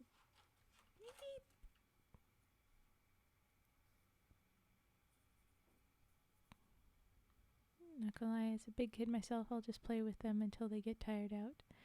Yes, but sometimes you gotta get them to sleep when you're like we were talking with go to sleep now. How do you fall asleep when you don't want to? It's tough for yourself, but when you're supposed to be getting the kid to do that.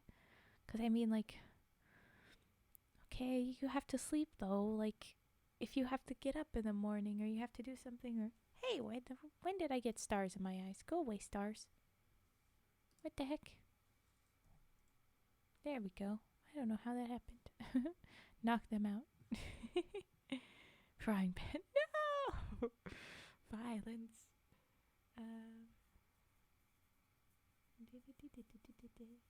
There. Here we go.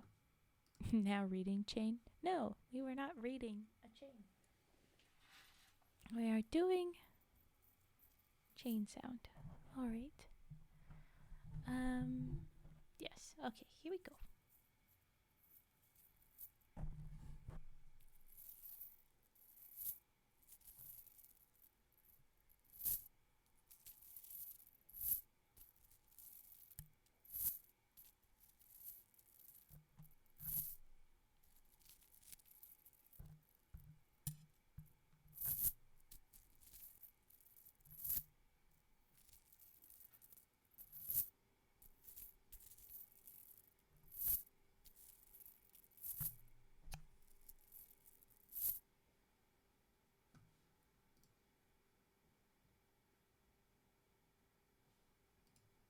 Mm.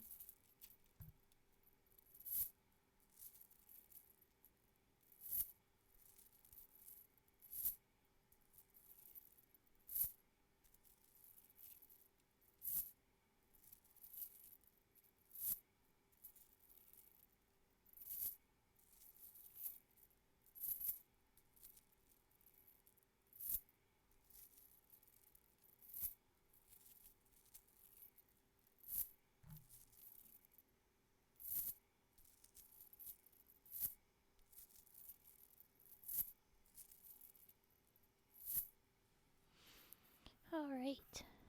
Oh, and now I gotta run an ad, and then we'll do the next story. So I'll just run a 30-second ad real quick, and then we'll do the next little read, and then I'll have to decide other stuff.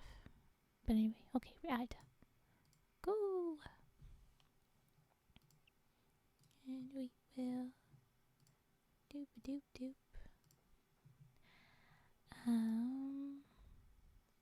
Ooh, I'll have to say that once the ad is done.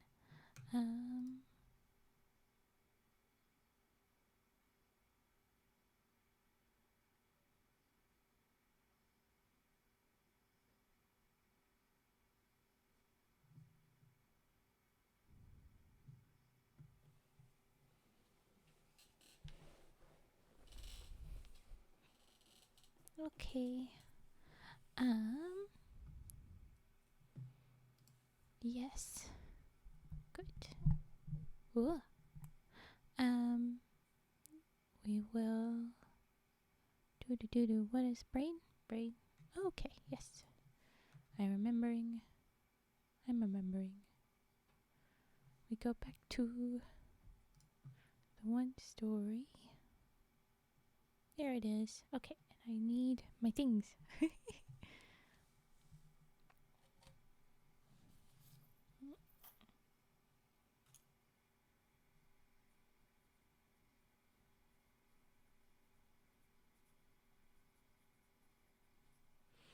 What we are going to do is we're going to do another run at 3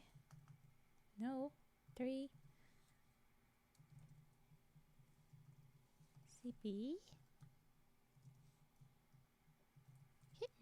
kittens, not kittebs.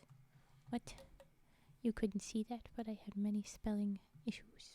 Okay. All right.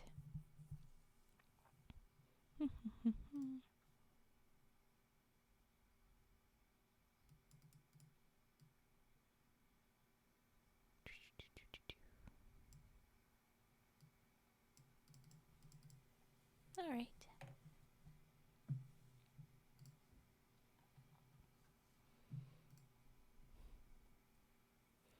Oh, yes. Here. 3 sleepy kittens. Take 2. All right. 3 sleepy kittens. 3 little kittens loved to play. They had fun in the sun all day. Then their mother came out and said, "Time for kittens to go to bed." 3 little kittens started to bawl, "Mommy, we're not tired at all." Their mother smiled and said with a purr, "Fine, but at least you should brush your fur."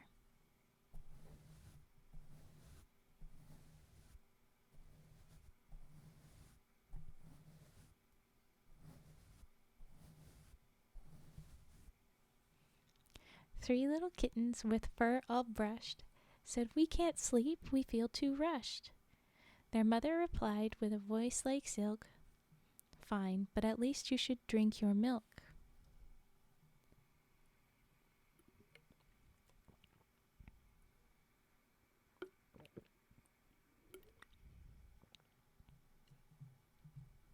Three little kittens with milk all gone rubbed their eyes and started to yawn.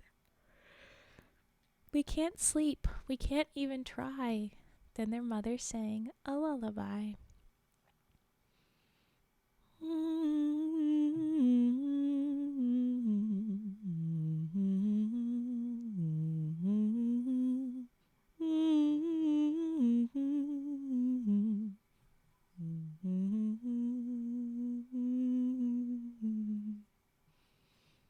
Good night, kittens, close your eyes. Sleep in peace until you rise. Though while you sleep, we are apart. Your mommy loves you with all her heart. The end. Cage says, "See, method actress." Yes, I added all the little things just because I remember the movie that story is in. They make a whole point to like, no, you have to do all the actions. You have to do all the actions. You can't skip it. And so I did. I did the actions, but I don't have the book where I do that with. I had to make my own. So there you go, Braddy. I'm glad you like it. All right. But there was 3 sleepy kittens. Alrighty. My cat wrestled my dog for a spot on the couch. Ooh. And little LaHonk, you loved the little violences. I'm sure you enjoyed it. A cat-dog fight. Dog-cat fight. Fight. Okay. So we have a bit more time. We can read more stuff.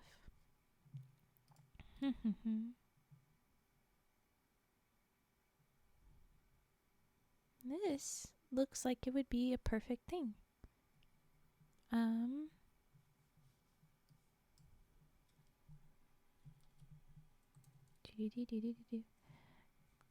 brushes the little kittens, gives them milk, and puts them in the little bed. Yeah, he's so cute.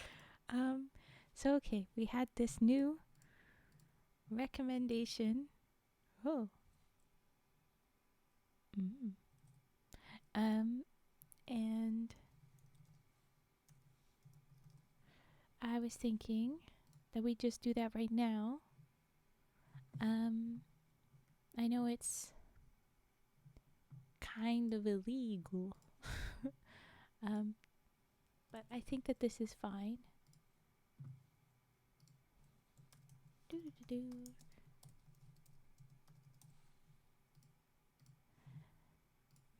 Doing all of the requirements I do for my little thing. But I think it would be fine to do this for Dew on the Grass. If you're still here, Dew, we're gonna do your story. I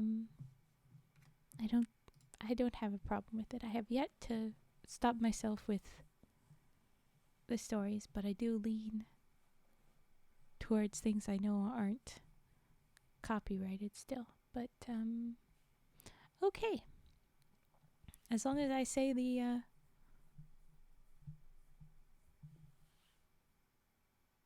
it'll be fine. I'll be fine. Don't worry about it, Raven. It'll be fine.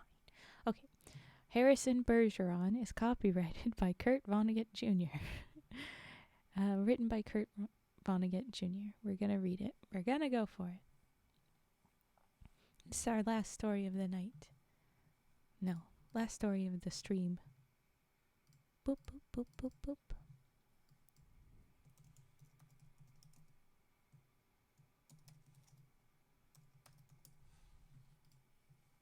Yeah. Okay, last little story. And then we'll raid over to Vi probably. Oh, thank you for the follow, High Tech Redneck. Thank you. And I like that that's... Oh, and I forgot to say thank you to Coco Links, because it was in the ad. I didn't say it, but thank you for the follow, Coco Links. All right, here we go. The year was 2081, and everybody was finally equal. They weren't only equal before God and the law, they were equal every which way. Nobody was smarter than anybody else. Nobody was better looking than anybody else. Nobody was stronger or quicker than anybody else. All this equality was due to the 211th, 212th, and 213th Amendments to the Constitution and to the unceasing vigilance of agents of the United States Handicapper General. I already feel like I really don't like this story. But okay. We're gonna raid. I'll get the archer frogs to the wall to attack. That's cute. They're cupids, but they are archers. Yes. We'll attack Vi with love. Oh, yay! Okay, sorry. All right. Some things about living still weren't quite right, though. April, for instance, still drove people crazy by not being springtime. And it was in that clammy month that the HG men took George and Hazel Bergeron's 14-year-old son, Harrison, away. It was tragic, all right, but George and Hazel couldn't think about it very hard. Hazel had a perfectly average intelligence, which meant she couldn't think about anything except in short bursts. And George, while his intelligence was way above normal, had a little mental handicap radio in his ear. He was required by law to wear it at all times. It was tuned to a government transmitter. Every 20 seconds or so, the transmitter would send out some sharp noise to keep people like George from taking unfair advantage of their brains. George and Hazel were watching television. There were tears on Hazel's cheeks, but she'd forgotten for the moment what they were about. On the television screen were ballerinas. A buzzer sounded in George's head. His thoughts fled in panic like bandits from a burglar alarm. That was a real pretty dance they just did, said Hazel. Huh? Said George. That dance, it was nice, said Hazel. Yup, said George. He tried to think a little about the ballerinas. They weren't really very good, no better than anybody else would have been anyway. They were burdened with sash weights and bags of bird shot, and their faces were masked so that no one, seeing a free and graceful gesture or a pretty face, would feel like something the cat drug in. George was toying with the vague notion that maybe dancers shouldn't be handicapped, but he couldn't get very far with it before another noise in his ear radio scattered his thoughts. George winced. So did 2 out of the 8 ballerinas.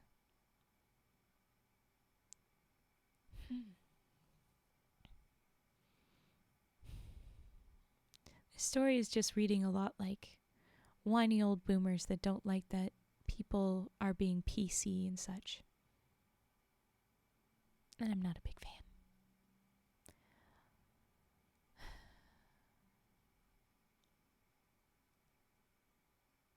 Hazel saw him wince.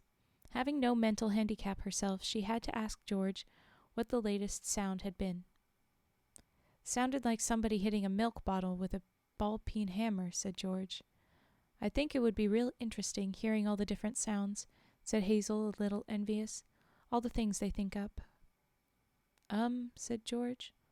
Only, if I was handicapper general, you know what I would do, said Hazel.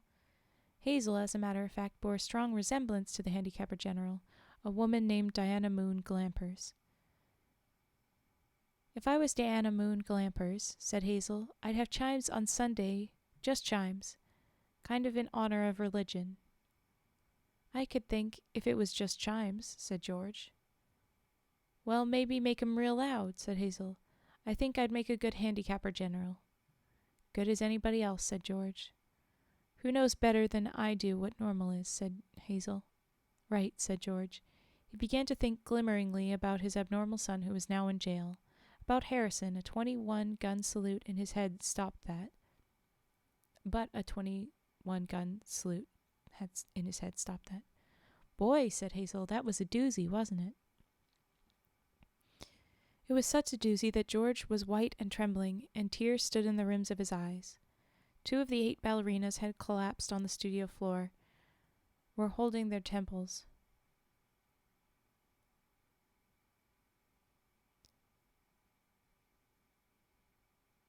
I think you missed a who. Anyway. All of a sudden you look so tired, said Hazel. Why don't you stretch out on the sofa so's you can rest your handicap bag on the pillows, honey bunch? She was referring to the 47 pounds of bird shot in a canvas bag, which was padlocked around George's neck. Go on and rest the bag for a little while, she said. I don't care if you're not equal to me for a while. George weighed the bag with his hands. I don't mind it, he said. I don't notice it anymore. It's just a part of me. You've been so tired lately, kind of worn out, said Hazel. There was just some way we could make a little hole in the bottom of the bag and just take out a few of them lead balls, just a few. 2 years in prison and $2,000 fine for every ball I took out, said George. I don't call that a bargain. If you could just take a few out when you came home from work, said Hazel. I mean, you don't compete with anybody around here, you just sit around. If I tried to get away with it, said George, then other people'd get away with it, and pretty soon we'd be right back to the Dark Ages again, with everybody competing against everybody else. You wouldn't like that, would you? I'd hate it, said Hazel. There you are, said George. The minute people start cheating on laws... They missed the quotation marks there. There you go, said George.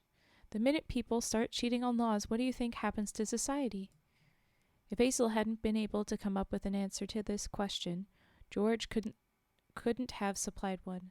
A siren was going off in his head. Reckon it'd fall all apart, said Hazel. What would? Said George blankly. Society, said Hazel uncertainly. Wasn't that what you just said? Who knows, said George. The television program was suddenly interrupted for a news bulletin. It wasn't clear at first as to what the bulletin was about, since the announcer, like all announcers, had a serious speech impediment.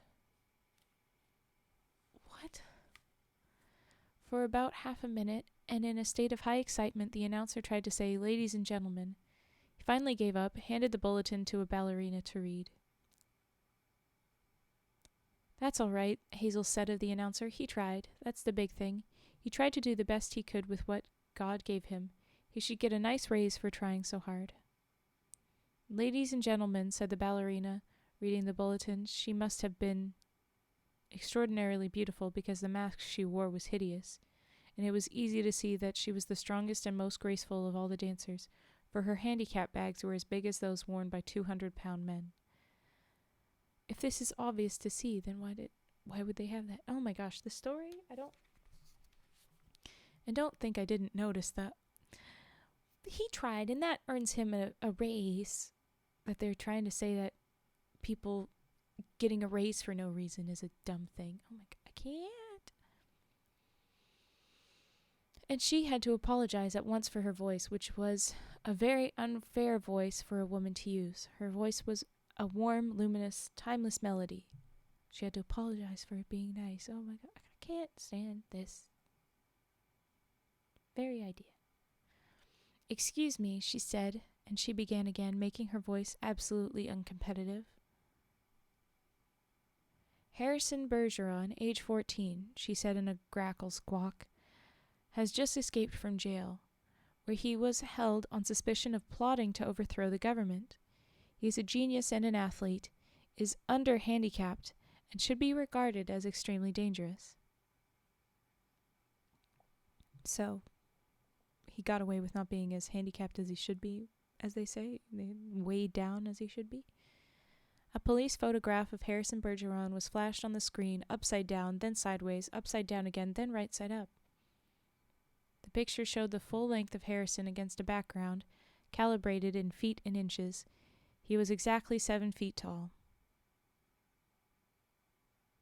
The rest of Harrison's appearance was Halloween and hardware. Nobody had ever borne heavier handicaps. He had outgrown hindrances faster than the HG men could think them up. Instead of a little air radio for a mental handicap, he wore a tremendous pair of earphones and spectacles with thick, wavy lenses. The spectacles were intended to make him not only half blind, but to give him wanging headaches besides. Scrap metal was hung all over him. Ordinarily, there was a certain symmetry, a military neatness to the handicaps issued to strong people. But Harrison looked like a walking junkyard. In the race of life, Harrison carried 300 pounds. And to offset his good looks, the HG men required that he wear at all times a red rubber ball for a nose, keep his eyebrows shaved off, and cover his even white teeth with black caps at snaggletooth random. If you see this boy, said the ballerina, do not, I repeat, do not try to reason with him. There was a shriek of a door being torn from its hinges. I'm just seeing, oh. Hello, thank you for the follow. Call me senpai or daddy. Thank you for joining. Okay, back to this. Screams and barking cries of consternation came from the television set. The photograph of Harrison Bergeron on the screen jumped again and again, as though dancing to the tune of an earthquake.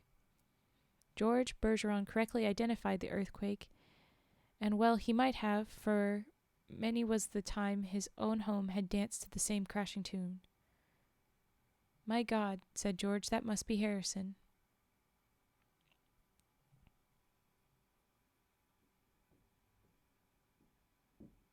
So the photo was bouncing like an earthquake was happening, and he recognized the earthquake because he knew him. You couldn't recognize him before? I mean, I don't know about you, but if I had a close family member that shaved off their eyebrows and put on a red nose in a police photo when your mouth is probably closed, I would probably be able to recognize him even though he had changed his teeth as well. What the heck? Okay, fine, whatever. The realization was blasted from his mind instantly by the sound of an automobile collision in his head. When George could open his eyes again, also, they had said his name. Whatever. When George could open his eyes again, the photograph of Harrison was gone. A living, breathing Harrison filled the screen. Clanking, clownish, and huge, Harrison stood. Oh no, you mean Harrison was there? Was the shriek of a door being torn from his hinges? Or Was that the... I can't tell. Anyway.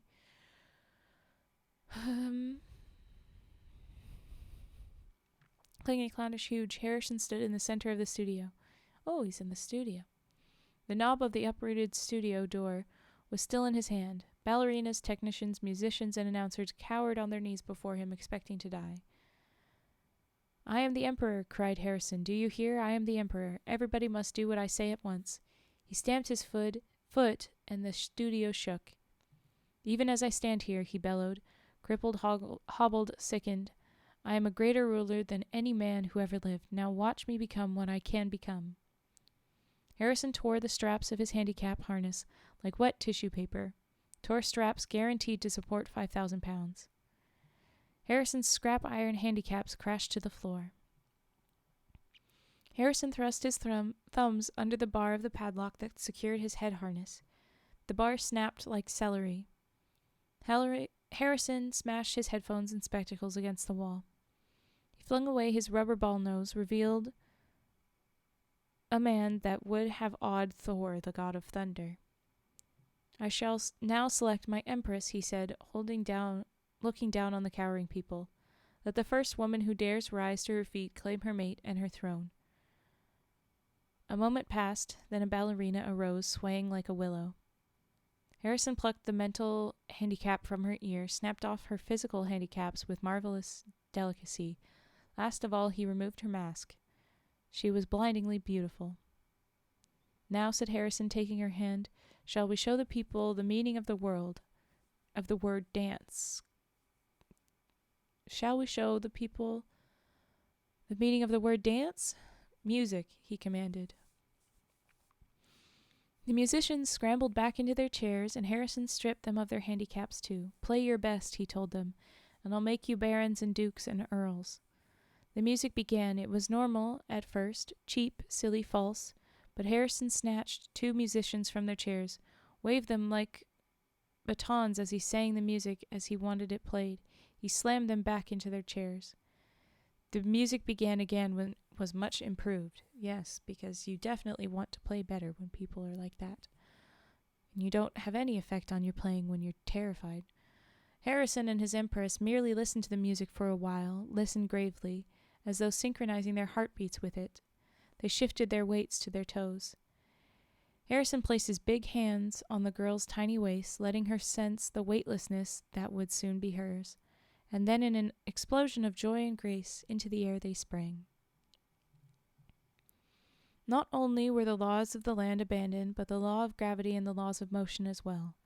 They reeled, whirled, swiveled, flounced, capered,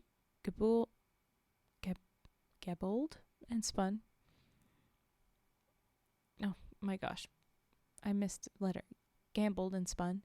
They leaped like deer on the moon. The studio ceiling was 30 feet high, but each leap brought the dancers nearer to it. It became their obvious intention to kiss the ceiling. They kissed it. And then, neutraling gravity with love and pure will, they remained suspended in air, inches below the ceiling, and they kissed each other for a long, long time. It was then that Diana Moon Glampers, the handicapped general, came into the studio with a double-barreled 10-gauge shotgun. She fired twice, and the Emperor and the Empress were dead before they hit the floor. Diana Moon Glampers loaded the gun again. She aimed it at the musicians and told them they had 10 seconds to get their handicaps back on. It was then that the Bergeron's television tube burned out. Hazel turned to comment about the blackout to George, but George had gone out into the kitchen for a can of beer. George came back with the beer, paused while a handicap signal shook him up. Then he sat down again. You've been crying, he said to Hazel. Yep, she said. What about? He said. I forget, she said. Something real sad on television. What was it? He said. It was all kind of mixed up in my mind, said Hazel. Forget sad things, said George. I always do, said Hazel.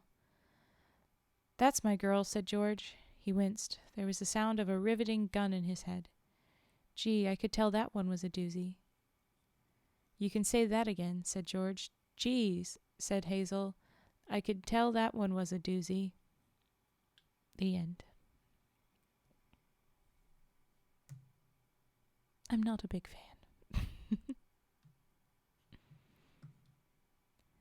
But all right, that was your recommended story. I do like the little silly joke at the end, but I think that the moral it was trying to impart was just a little not my style. It sure was something.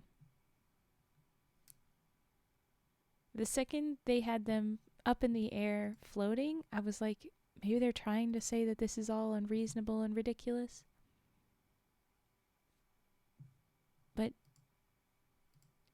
And I don't know if it was the way that it was typed out onto that format for that link, but it was like also missing a couple things that made it kind of, I got lost.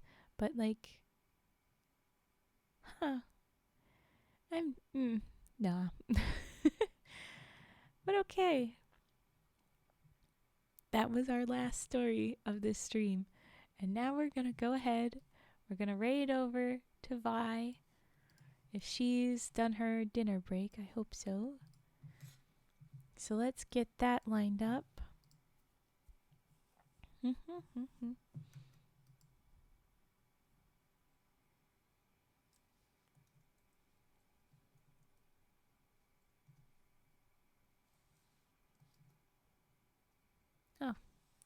I'm like, why is this not popping up? Because it's being weird.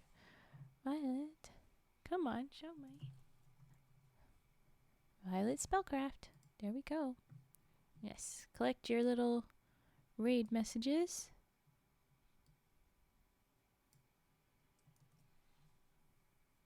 All right.